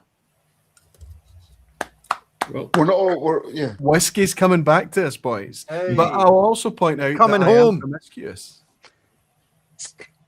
Jura, Jura. I've always loved Jura. Jura was the best Jura. The best whiskey in the world. I've always thought that Jura was the best. We're going to make this stuff. you need to crank up the orange a bit, Seve. We make the best scotch in America. We make the best scotch in Jura. It's fantastic. Sorry. It's the best it's ever been. I'm just realizing what. Let's not go there, Seve. I'm very, very curious. Does it actually say that 18-year-old? Does it say natural on it, Menno? Yep. Natural color, non-chill filtered. Wow. Was that like a Belgium exclusive or something? No. It's I don't know, but it's the one for you. They did the 18-year-old and the 21-year-old. I think it's from 2018 or 2019, so can't really be in the running for the whiskey of the year for 2025. No, but it's but really it's not like growing a in shout out. Listen, it's the perspectives that's drawn my attention. Perspectives. One is all natural Jura. I did think it's a sweet whiskey. I always have to caveat with to say that it's very sweet, but it's a fantastic step forward for Jura. Menno, I'm interested to try that. It would be very, very cool to find a Jura. I think it's one of my favourite distilleries on the planet to visit. Oh, to buy bottles from is a wee bit different. Do you remember being there, Gregor? one of the best goals I've ever seen scored was out. Came off the napper of Stefan Novak. Oh, beautiful. And I've recapped. I know we're getting late in the night, and I've recapped this before in the Dram Face podcast. But that day, right, I'd booked a table for lunch, and up to the place, I said, "Yeah, table for 12." Yes. Yeah, Mr. Monroe, when you come, I looked behind me, and there was no one there. I went back, and you're like, I'm like, we're on a deadline. I went back to the distillery, and you're all drumming. You're all, this is fantastic. What a great nose. I'm like, we're booked late for lunch. You're like, well, forget lunch. We're all fine. Ridiculous. Ridiculous. We all needed a wee refreshment after playing football in our middle age. That's what happened. Man, we're now barred from entering Jura. We're kind of getting the ferry. Who pulled their hamstring playing frisbee when we played afterwards? Who was that? It wasn't me. It wasn't me. Was that another trip? Golf. Was it? Did somebody pulled their hammy when we went back to Isla? I don't remember. We played frisbee next to the airport or at our gaff. And my brother. It was my brother. Duff Jr. It was my brother, yeah. He always puts his back out. Literally keeled over. Like hammy was gone. Yeah, I think it was my brother. Yeah, always. But he recovers quickly. Okay. Right. Are we ready? Let's raise a wee glass, my brother. Something over the weekend. Hey, let's happy Christmas, Craig. Cheers. Cheers, Craig. Craig Duff. There's not many of us that have a whiskey named after him, right? Craig. I know. Nobody. Right. Cheers, Craig. Right, boys. Let's put ourselves in the hands of the superstar that is Mr. Menno. Oh, go easy, Menno. Always. I don't know. Have I got it here? I've got it Oh. here. Now, Oh. I have not seen this. I've not touched it at all. I did prepare in advance. Has everyone got their ABCs? Are we going to scribble? Menno, Menno, what's a pass mark here, Menno? Nine. It's the But spirit for of you? the season of giving. But for you, it's a 4 because you missed out Yes. on. Yeah, for Jambos, it's a 10. We start ahead. It's a pass. If you're a Hearts fan, you start on -2, right? Aye, game over. A terrible Very thing, heavy football out of it. yeah, Okay, it's a then. terrible affliction. Get ready for 10 ass hats, says Gene Kelly. Your reputation precedes you. Your You're right, Gene. You're reputation precedes you, Menno. Okay. Let's get it on the road. Wait. Before we go in, can I just? Oh, I like Pete Head's quip. He's saying masochism. Yeah. Bye, cowards. You love- Nice one, Frank. I see what you did there. English is a second language, and he's able to come up with things like that. Super. Bobby Frank. You should write, Frank's a good guy, for man. dram face. In Frank's defense, Dutch is his second language as well. So That's right. Can I just propose a little toast though before we go into the quiz for the guy that has built all that we've come to rely on, cherish, and he is always too humble about it all. And yes, whiskey brought us here, but you're the thing that you've built, so many rely on, and we wish you nothing but the best in 26, Mr. Roy Duff. Cheers. I was to just you, about to say fella. thank you, Scotty Monroe. Jimmy Leg, fantastic! Yay! Listen, Gregor, you're always really sweet with a. I love that you do it live on air, because when we're face to face, you never say anything nice to me. No, it's all nonsense. it's very you gotta pick your moments. Thank you. Yeah, bud. and quickly, I'll just second Gregor, and also all the stuff that's been going on in the background, Roy, the last few months. Well done, buddy. Amazing. Yes, we're here for Thank you. you, Scotty. Thank you so much. I need to say thanks to everybody out there that's helped me pull that off, because I was genuinely losing sleep for nights and nights and nights until I was forced to do something about it. The fact that I'm not getting into that because I'm starting to well up a wee bit now, even just thinking about it. So no, it's not happening. But just suffice to say that we've made it. We're now safe.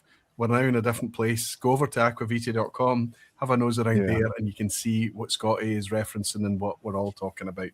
It's the truth, Roy. It's the truth. I said it at the time when you weren't sure. Where you go, we will follow. That's the truth. Have it. Oh, you man. Thank you. Thank you all. Thank you. Cheers. Cheers.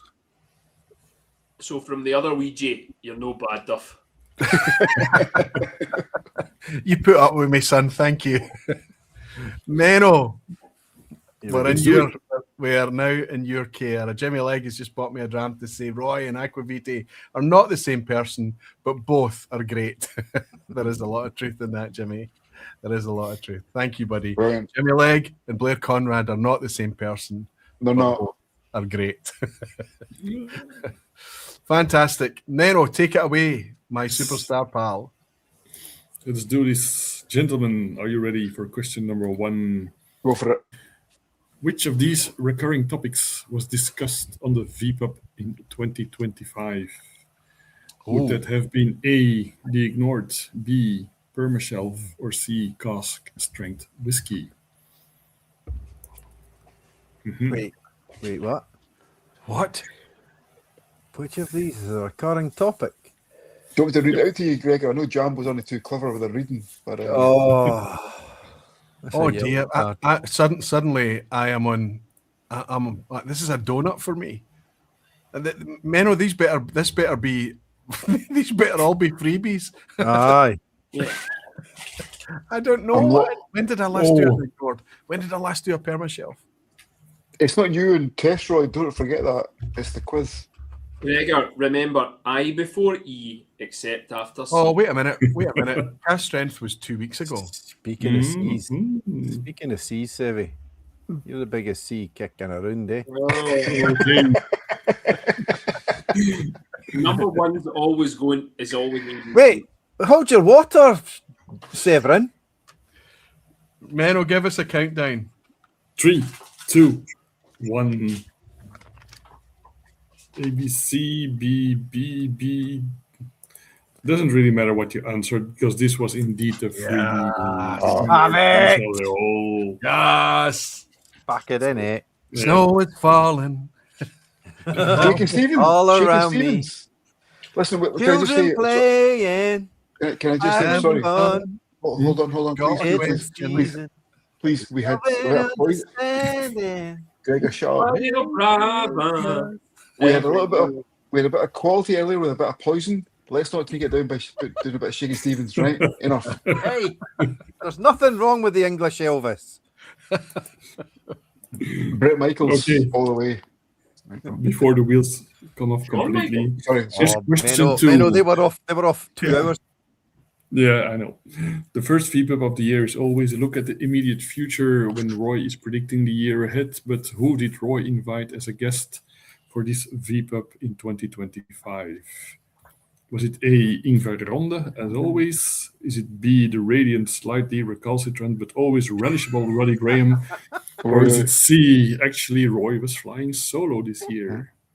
Mhm. I wish I could remember.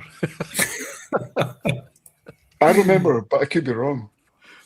First, Ooh. I'm always wrong. It's my own thing. That's too many words.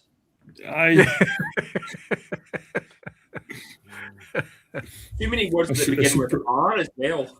Lots of R's. Right, come on, Menno, give us a Radiant. countdown. I love a good Roddy. alliteration. 3, Right, go on. 2, 1. C, A. Oh, already. The crowd is always right. Roy was indeed flying solo this year. Oh, yes. 2025 Baby. was my solo enemy. That's there's good. a bit of space between me and you now, Seve. Okay, then quickly on to question 3. Ardeho, Infinite Loch, Kilkerran 16, Lechek 18, Deanston 18. What do these whiskies have in common? Is it that A, they have all been nominated for the Oswas but never won? Is it B, they all have been Roy's Whiskey of the Year in previous years? Or is it C, both of the above are correct? See what you First did there, banana skin Menno. of the I see evening. what you The did, first Menno. banana skin of the evening. Okay, let's go for it. There we go. Now Menno, locked the in. bastard, comes out. Yep. But if we process this, I mean, if C is correct, all of them are correct. Mm-hmm.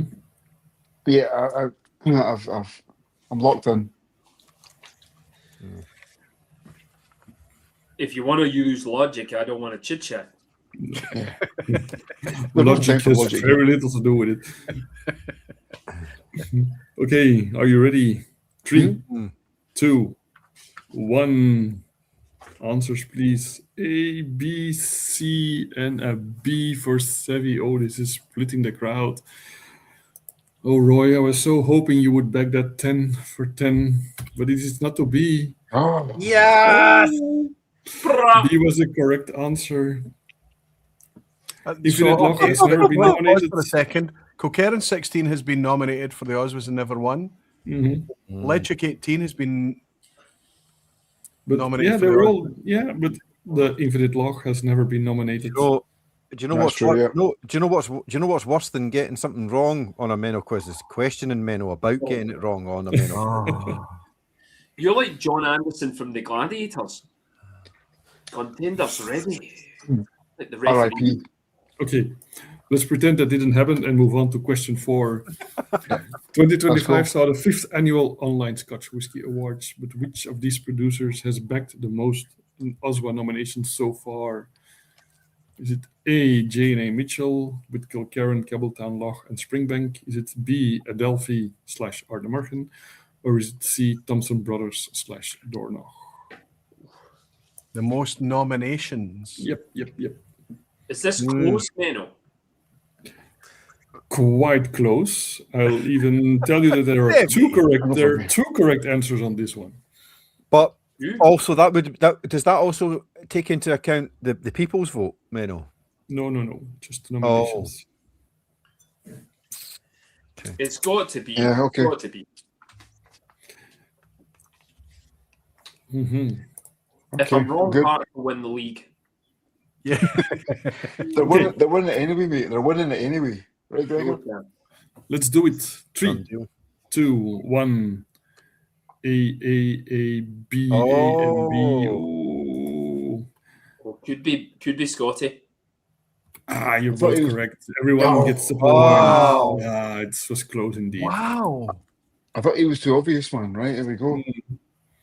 Well done. Wow, that's a surprise. Mm-hmm. Wow. Still great numbers for all three of them, though. Yep, Absolutely. Absolutely. Thank you for doing the research, Menno. Wow. Okay, the picture question. Very topical.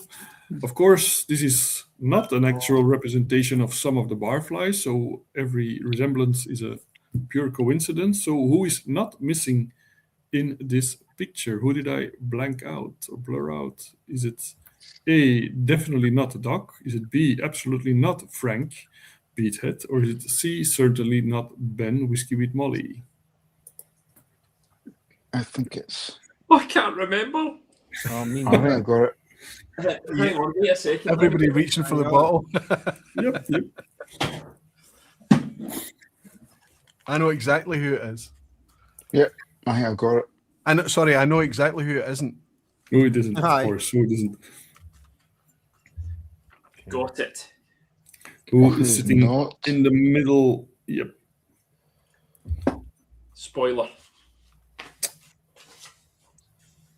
3, 2, 1. Answers, please. Everybody's guessing Frank, and everybody backs the point. Frank about to relish a plate of grapes Frank. right there. Definitely not Frank. Absolutely not Frank. I think I've passed, Menno. I think I've passed. Well done. Excellent.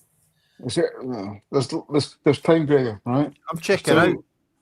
Who's Scotty on 5 for 5? The rest of four. No, I'm in 4. I'm in 4. No, 4. I think I got 5. No, Could be. Are you full house, Gregor?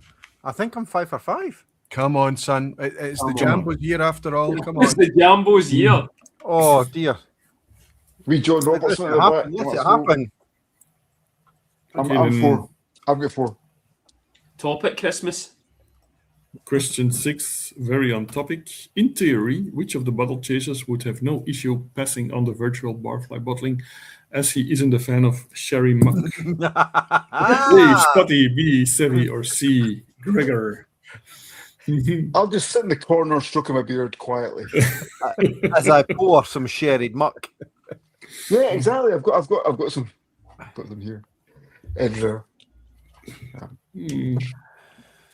Let's move on to question 7. Yes. I think everybody will get this one. Menno, I see what you did there. But that's good, man. It's good. People need to know that sherry is muck. Me fancies. I have to say, every time I pick up that Scapa and sip the Scapa, it's absolutely gorgeous. It's got such a sparkle about it. Red, yeah. Yeah, what colour was that Red. again? That was my third. Red, yeah, but it just seems to come alive. Remind me, what was pink? Editor. Oh, I'm so happy I bought a bottle of that. Do you know, Roy, I was about to say to you on before, I was like, there is absolutely no chance that there's a Scapa in this, because if it's an Orkney, it's going to be Highland Park. But I'm so glad it didn't. Yep, it was a genuine Scapa. Hallelujah, right? Hallelujah. Solid drum. By the way, Seve, you and I spent an inordinate amount of time in each other's company last week, driving up and down, and I never once cracked a light what my whiskey of the year was going to be, right? Not a single word. And it was really hard for me, because the whole reason we were there was because of a profound moment sipping that whiskey. And I phoned up Andrew and said, sorry, I'm delinquent. Let's do this. and it was fully based on me realizing this is 200 years of this whiskey, and it's a belter. 45 quid. Anyway, sorry, Menno. I hope everyone enjoyed it though, because it was like an amazing experience. I hope everyone had as much fun on the vPub as we did when we were there. Well, that's an impossibility, Seve. Yeah. Let's be honest, that's an impossibility. We had fun, but watching you boys quaff some crackers, Aye, we did. it was difficult. We won't mention the dram that we got to take back to the hotel as a nightcap, a 1971 Ardbeg. Sorry. No, you man, fucking hell, man. come on, Menno. Okay, then. Come on, Menno. Come on, big guy. In case of doubt, answers in 3, 2, 1. Everybody answers A, and everybody. Oh yeah, so I've just logged correct. off, right? So That was a freebie. That was indeed a freebie. It's Christmas. That's professionalism right there, says Peter Lee and Jimmy Legge saying, I'm Roy Seve, never listens to anything you say. It's true. I could have said it was going to be my whiskey in the year, and he might never have. No, Seve's far more astute than you might imagine. Yeah, but remember what he does for a living, the boy. He's got a pair of, he's got 2 eyes on him, and he uses them. Yes. Can I just say we've got a lot of 6 out of 6s going on right now. Yeah, it's not me. It's not me. I'm not a 6. I'm a 5. No, but a lot of them in the chat have got a lot of 6 out of 6s. Like, good. Come on, everybody. Roy, I believe I'm a Sugar Kitty. Sugar Kitty, get in there. Paul Gibbs, you're doing Usually, well. this is where things become slightly more difficult. So let's see you're a what this bastard, Menno. You're a bastard. Which popular brand released a new line initially for global travel retail of 12-year-old 46% ABV bourbon cask matured unchill filtered whiskey for less than 50 quid this year? Sign me up. I just learned what GTR is. Global travel retail. Grand Theft Retro. Yeah, something like that. Airport stuff. Is it A, Lefroy, B, Highland Park, or C, Talisker? Oh, wow. Okay. Less than $50. 12. Sounds good, man. 50. That's pretty good going. 50 quid or slightly under. Yeah, that sounds good, man. I'd buy it. Well, I don't know this. I'm guessing. Me too.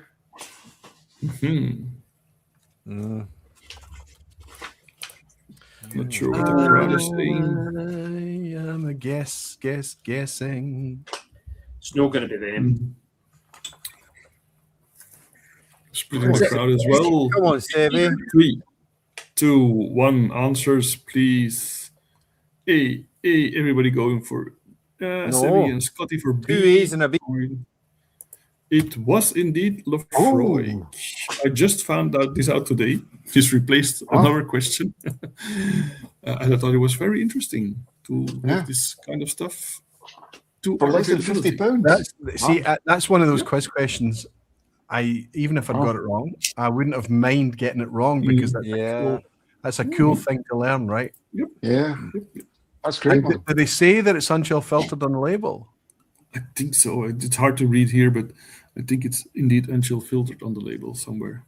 So 48, 46 or 48? 46. Wow. So normal higher ABV Lefroy's are £50. usually 48. So that's a step change right there. Wow. Yeah. Nice one. Good stuff. Question 8. Early this year, Argentinian distillery La Alanza has released a whiskey that was a world's first. But what is so special about it? There's an ass hat, guys. There's an ass hat. Oh, no. It's the first whiskey that's been partly matured in Antarctica. B, it's the first whiskey that was made from chulpi maize, an ancient pre-Hispanic corn variety. Or is it C, it's the first whiskey that's been matured at an altitude of over 14,000 feet high up in the Andes? Yes, all of those. This is a bit of ass-hattery, I'll give you that, but it was, in fact, in the new section of Dram Face. Too many words. You know, how does that ass fit in that hat? It's a peach. It just fits, man. Right? Okay. It's not going to be this answer, but I hope it's right because I love the continent. I'm guessing. I'm going here because I'm going for 8 out of 8 here. Come on, Gregor. Rooting for you then. 3, It's not 2, going to be that. 1. BBC. Oh dear, it was Antarctica. Oh! Right, see you later. Have a nice Christmas, eh? I'm so sorry. I said I love the continent, and then I've changed my mind. Menno, are you a Hibernian fan? Hibernian. No, not really. I'm in mourning. That's a great question, man. Well done, mate. That's brilliant. Great question. Oh my Aye, goodness. brilliant, Menno. That The was only reason I magic, guessed, so it was. I went with C because I thought it was the only one that Menno couldn't make up. Yeah. But no, It's wild, man. That's wild. Is anyone on 8 out of 8? Sugar Kitty's on 8 out of 8. Come on. Gearbin. Yep. Daisy's on an 8. Desi's on 8 as well. Ian Bruce Gearbin. actually reads Dramface. Dave Well done. Brave. As well. Sure, Kitty. Yeah. Okay. Oh. I predicted 10s for 10s, and I'm hoping. Brave the Brave. Yeah, you're will really not let- you're really poor at predicting Ted 10 Taylor? tens. What are we all on, by the way? What are we all on? I'm in 5. I'm I stuck in didn't- 5. I I'm on didn't say 6. I didn't say they would be coming from you. Yeah, that's fair point. Second to last, which of these claims about the recently released 18-year-old limited edition Bruichladdich is not true? Okay. So is it A, that it is matured in 5 different types of oak casks? Is it B, it's over 63% true. ABV? Or is it C, it is 4 times distilled? It's not true. Not true. Not Right, true. okay. 2 of these are true, 1 of these is false. Okay. That's right. Okay. No, Oh, A would mean it would be a Jura. 4 times. Is that the thing? Yeah. Sorry, excuse me, Seve. That's the 7 oak. I think you'll find. 24 oak. Sorry, Scotty. I hate to put you on notice, but 7 wood Ooh. Oh, sounds like a golf club, right? 7 does. wood what? 7 wood what? I Jura. love all it. Sevenwood's a great club. I would take the 7 actually. It's just I don't like golf. The go-to. It's just dudes with bats. Hitting a ball. The 7 wood's been replaced by hybrids now, surely. No, you can still get Football. A 7 wood. I would used to go down the 7 wood with a I think down the it's- grassy I with a think 7 it's- wood. I think it's. I've changed my opinion. I've gone for it. Let's do it. Right, Jimmy I'm ready. Leg says only ladies use a 7 wood. I'm ready. So we're looking for the lie here, Menno, right? Yes, we are looking for the lie. 3, 2, 1. Give me your answers. Oh, B, we're split. A, Seve is on B again. I'll put you out of your misery. It's a quadruple distilled, 63.5% Ah! ABV. So A was the lie. Menno! Come on. Your quizzes suck.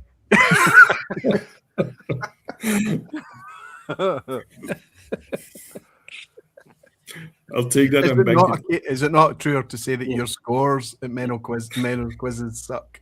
My brain sucks. Roy, can we impeach Menno? Aye. Release the Menno. Come Can on. we just bear in mind for a second? This is Menno's idea of a Christmas gift. Aye. Yep. Oh, I feel sorry for Well, your good. loved Great, ones. great Menno. questions, man. Brilliant. Yeah. Thank you, Scotty. I always what like am you I the best. I'm on 7 Thank you, mate. now. Who's on 7? Is anyone on 7? I'm on 6. I'm on 7. I've got 6. 7. I've got Oh. 5. Seve around you. 6, 7. 6. Hey. So, Graham Fraser on a 9 for 9. Run, Graham. Graham's the man. He's Okay. like the whiskies in Toronto. Bloody Okay. sadistic Menno says finally done. Absolutely. Have we only got Graham Fraser on a 9? I'm going to should give a shout to a whiskey mechanic who just says "bah humbug." I'm with you, whiskey mechanic. Love it. Sorry, I've missed a dram here from Superstar Chris. Roy, people that have the ability to bring people together is special. The world needs more community and empathy, and you create a safe place for that. Thank you, my friend Slancher. Here. That means a lot to me because this is Everwind I'm talking about. He's been here tuning into this, whatever this nonsense space is, since 2017. Wow. To my pal Everwind, Chris, works for NASA. You superstar, buddy. Right. Thank you for the dram. Thank you for He's pointing out that retired. I'd missed it as well, Chris. Cheers. Retired Chris. now, Roy. Oh, retired. Right. Right. It looks like I can only see Graham Fraser on a 9. No, the Ian 3. Bruce is on a 9. Sugar Sugar Kitty Kitty. Jeff is on a 9. Come on. There are more 9s coming out. The Oh, woodwork. Frank's on a... I've got 3. Petehead Frank is on a 9. We've got loads of people that are scoring better than us, Gregor. What are you on, Okay. Gregor? 7? Here Seven, comes aye, Menno. it's Here me comes and you, Menno Duff. to ruin your night. Let's It's between you and I, Do then, this. Gregor. Is Hearts Aye. going to win? do this. Are Let's Hearts do going to this. win? One Oh, of you tangerines. Sorry. No, Here it comes. Hearts are going to bottle it. Oh. Just last week, Roy was coming to us live from Edredar. But how many live from a distillery vPubs have there been so far? Is it A, about as much as there have been Oswa wins for Springbank? B, about as much as there have been Barfly bottlings? C, about as much as there are 21st century distilleries in Scotland, beginning with the letter A. Oh, wow. Oh, my How's God. Menno. that? To Menno, close 2025. unpack. Nobody's ever hit you with this. Unpack to me. How do you come up with this? That's what my psychiatrist would like to know as well. See, Menno's a drummer, though, right? Menno's a drummer. He's got this kind of rhythmic thing going on. He's got this, Menno's a drummer. Mhm.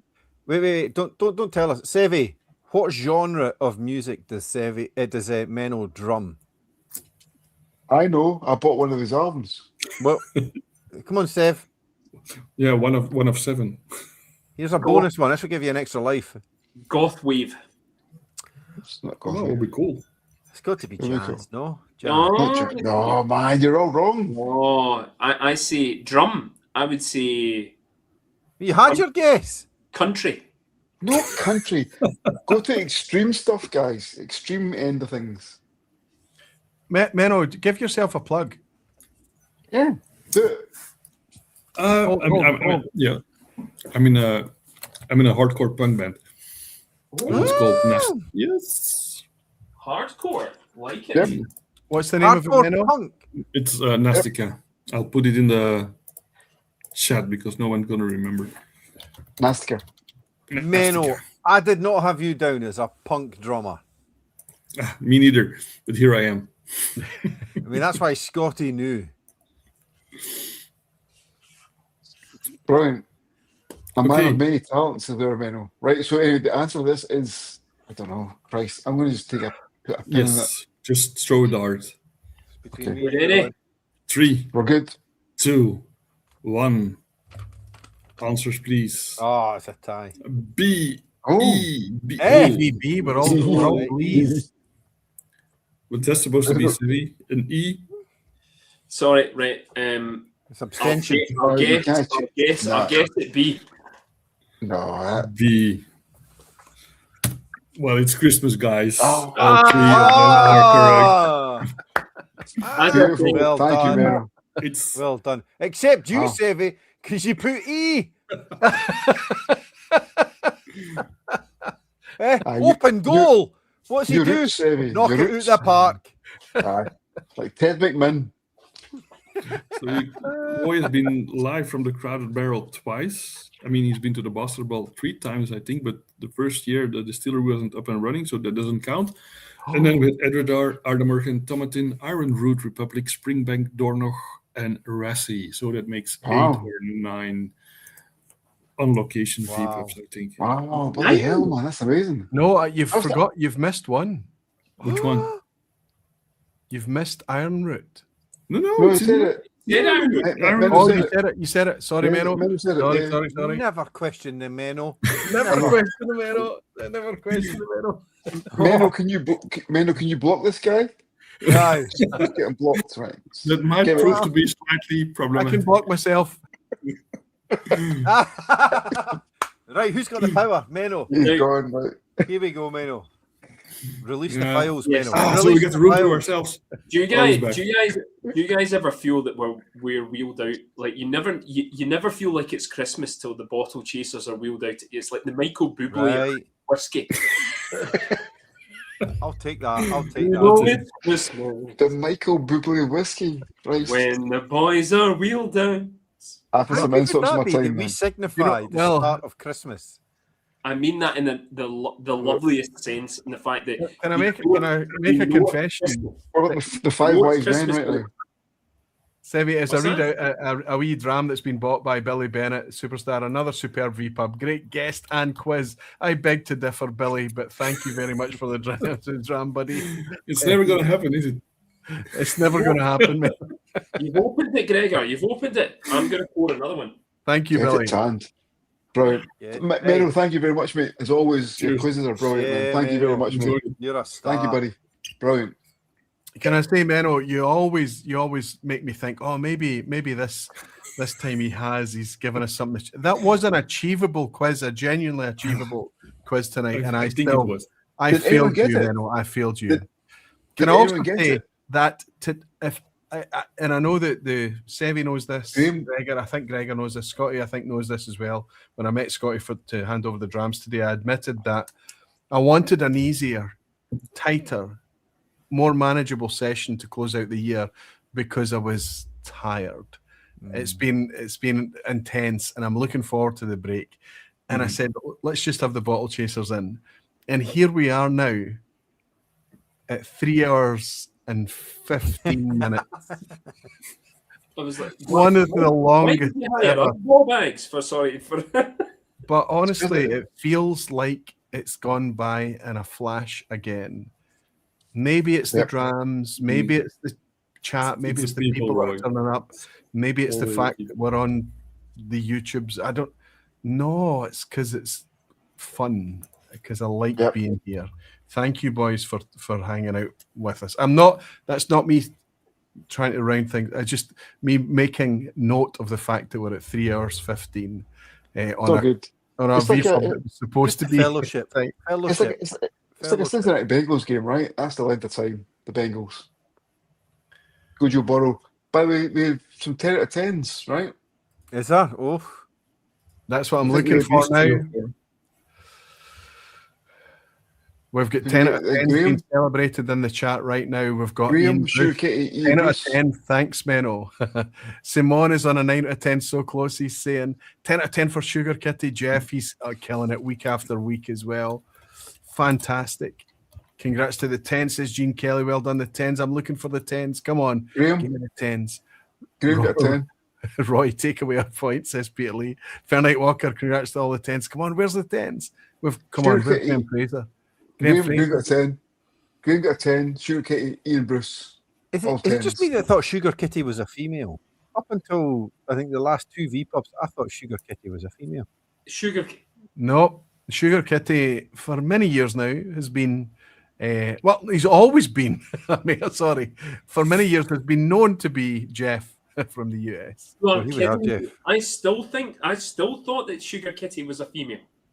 There you go. I'm sorry to Hey. destroy that vision for you both. Whiskey My one day, cat's Peter Lee saying, female, my he said. kids think I'm stranger laughing at the TV. Merry Christmas, Menno, Seve, Scotty, and Mr. Roy Duff. Long live the Bottle Chasers. Great evening had. You know, do you know what would be a nice thing to do? Can we make Menno an honourable bottle chaser? Of course, He sits in absolutely. the background. He makes these quizzes up every time that I want a wee night off. He just sits in and then he Yeah, just he absolutely. steps forward and hangs out. Let's It would reach not be out to a man in Belgium and say, Menno, would you like to be an honorary member? There can only be 4 members, but an honorary members, they can go on and on and on. To Menno, It would be an to honor. Lord Asshat, to And the privilege. superstar. 1 year I will make a 10 out of 10. Cheers, Menno. Cheers, Cheers. Menno. Cheers. It would not be an end of year celebration without Menno on a quiz, right? It would not be the same. Without Menno just stripping off the wrapping, switching the lights off on the tree, Here, Menno, Menno, you can get the bung from our casks. How about that? Listen, I want to. Can we I'll go lick round? it. I'll even lick it. I didn't hear the scores. I didn't hear the scores. Fleeing Right, us. Gregor, what did you get out of 10? I got it all the No, points. you didn't. All of No, them. you didn't. All of them. Aye. You There's didn't. never been anybody that's had the points like I've had the points. You sound like Wallace. You sound like Wallace Mercer. What about you, Seve? I tell you right now, It's the best points I've ever been. no one knows points like I do. No one knows whiskey like I do. I got 5 out of 10. That's the best score that anyone in the world's ever had. I've seen inflation come down. I got 7 out of 10, which is the best ever. Roy, I what have no idea why. I got we're 7. I got the same as Gregor. 5 out of 10. 5. it's like talk to politicians. Give us a straight answer, boys. I think Gregor and I both got 8. Oh, is it 8? Aye, we got 8. Aye, that's right. We got 8. That's what we got. McQueen never get 8. There's no chance he get 8. Monroe, get that right, Runji. Get that wrapped right, Runji. But it does mean Eh? that the Jambos taking the league title this year is not a foregone conclusion. Big No, Jimmy it's- Jazz is bought me a dram, a generous dram. Can we just think about? See, when I think about all the amazing people in our community, there are no BAMs. Where are the BAMs? Where are the idiots? Well, You there's know, Gregor right there for a Right, start. top right on my Okay, screen. okay. Top right. They're all on screen. There is. Okay, apart with the exception of the people on screen right now, I think Jimmy Jazz exemplifies our community and a human. Does he not? He's great. He's a legend. Beautiful human.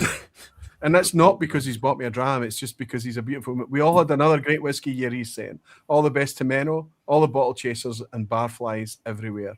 Thank you, Jimmy. Thank you Jimmy, so much, my friend. I think Cheers. I need to let everyone off hire for a wee bit. There are some things to bridge the gap between now and the 15th of January. It seems like a long time, but I've never felt like I've needed it more than right now. And it's not because I'm down or tired. It's just it's nothing to do with whiskey. It's nothing to do with community. It's nothing to do with anything. It's just to do with the amount of hours. But in between Christmas and New Year, there will be a lock-in on Sunday the 28th for everyone that's signed up for the Aqvavitae Guardians and for the people, the legacy people still supporting me on Patreon. There will be a lock-in on Sunday the 28th from 9 o'clock. On an undisclosed, I thought that we'd locked it in, Gregor, but maybe not. We had. All right, I tell you what, for the people that have paid the price and stayed to the end of this show, 29th. The 29th of December. So that's a Monday night. Stay tuned for. Is that a Monday night, Gregor? I don't know when the 29th is. It's all Well, relative it's those sort of now. grey days where we don't really know what day it is, No, right? In between it's Christmas and New Monday. Year. 29th, have your It's a Monday. notifications set on the Dramface YouTube channel. So we're going live on Dramface. That's important because that means it's going to cost us a StreamYard subscription. So if you want to step up and support Dramface as a member, that would be kind of cool as well because, you know, the thing is... Anyway, yes, Monday the 29th of December, we will be, for the first time ever, going live, the Dramface podcast going live. That could be good fun. Gregor, you're the head honcho on that session. You're the host. I can't wait. I look forward to it. It's great stuff. Gino Camo's bought me a dram to say Merry Christmas, Roy. Menno, Seve, Scotty, Gregor, and all the barflies. Thank you for what you do, and what a fantastic year. I agree with you, Gino. You're one of our beautiful humans as well. Here's another one coming in from San Francisco, Rick Johnson, with another dram saying the holidays are never brighter and more full than when sharing time with you and all the vPub. Happiest of holidays, Roy and barfly buddies. Rick Johnson, you superstar. Here's the very, very best to you and to Catherine as well, buddy. Thank you for your generous dram. Just Rick and I have to Catherine. say, I'm going to close out first, guys. I think it's... Hold on a second, Roy. Hold on a second. We can't leave 2025 without thanking the man who brings us together. But we've done that. We've thanked... Well, you have done that. No. But it's Christmas time, and I want to say thank you for everything that you do for us. for the vPub and for everything else, because it's not just the vPub, it's the community, it's also the getting together. So thank you to you. We haven't said thank you to you tonight. So thank you. Hey, wait. To Roy Duff, the richest man in town. Oh, aye. Dear Roy. It's a wonderful life quote there. Yeah, Gregor, you and I are aye. Thank you, boys. Thank you. Seve, I set you up a peach there. I said, oh, no, we've thanked me already. I was opening the door for you to say, oh, no. I wanted to say thanks to Menno. All day in hell. Menno gets no thanks. No thanks. I think the thing that is almost, it's a puzzle to me to the point that's almost troubling. Seve, I think you and I first met in 2018. Gregor, I think it was 2018 or 2019. Scotty, we knew each other before I even went live on the vPubs or anything on YouTube, but we hadn't met. It could be true that you're the first that I met here tonight. Menno, it feels like you came very, very quickly after. This is all fabulous to me. It's fortifying. It's amazing that I can call beautiful people like you friends. Honestly, I will never, ever tire of being grateful for it. But the fact that these years later, you're still here. I love you. You're special to me. You're exactly what everyone else in this chat means to me. You manifest everything that we are able to achieve through whiskey, through community, through seeing past all the things that divide us. We get together every now and again to celebrate people, just people, the human condition. I say it again, I love you. Thank you for still being here. It means so, so, so much. Thank you. Cheers, boys. Cheers, buddy. Cheers, Roy. I'm going to close out with the barflies. For any of you that are still there post-credits, it would be nice to raise an off-air dram with you. But if you have to slink off to take the Doug for a wee poo, to go off and make the dinner, Gregor, to get to your bed, Menno, to look forward to your shift tomorrow, Seve, whatever it needs to be. Thank you for hanging out with us for another evening. Thank you for everything that you bring, all the colour, all the language, all the musical taste, all the ass-hattery. Thank you so much. Thank you, Scotty. Well done tonight, sir. Cheers. Thank you, Seve, for everything that you do and every way that you support me in loads of ways that nobody ever sees. Thank you, Seve. To my pal, Gregor, thank you, buddy. Thank you for all the talent that you bring here. The creatives, right? Cheers, buddy. Menno, I just cut Gregor off. Menno, thank you for turning up time after time after time after time to try to get me over the line with a 10 out of 10. One day. 1 year, we'll make it, buddy. You're still the guy who evades me. We have never raised a glass in real life. It will happen. I think the mountain has to come to Muhammad. I look forward to it. So do I. Cheers. I love you, man. Love Happy you. Christmas, Menno. Cheers. Cheers. So there we go. We shared all of the things, you know, my whiskey of the year, my producer of the year, my independent bottler of the year. What does it matter? But to hear from everybody's own opinions and all the diversity and all the colour and all the fantastic possibilities that we bring to this little space, just all the whiskey discovery, all the things to get excited about. It's amazing. I had my neighbour come round to chat to me tonight, and we were talking about whiskey, and he was asking me about this thing, and he said the word drink, and I said, okay, I understand that, and it's valid, and it's the right word to use, but it isn't a drink. It's not something that we drink.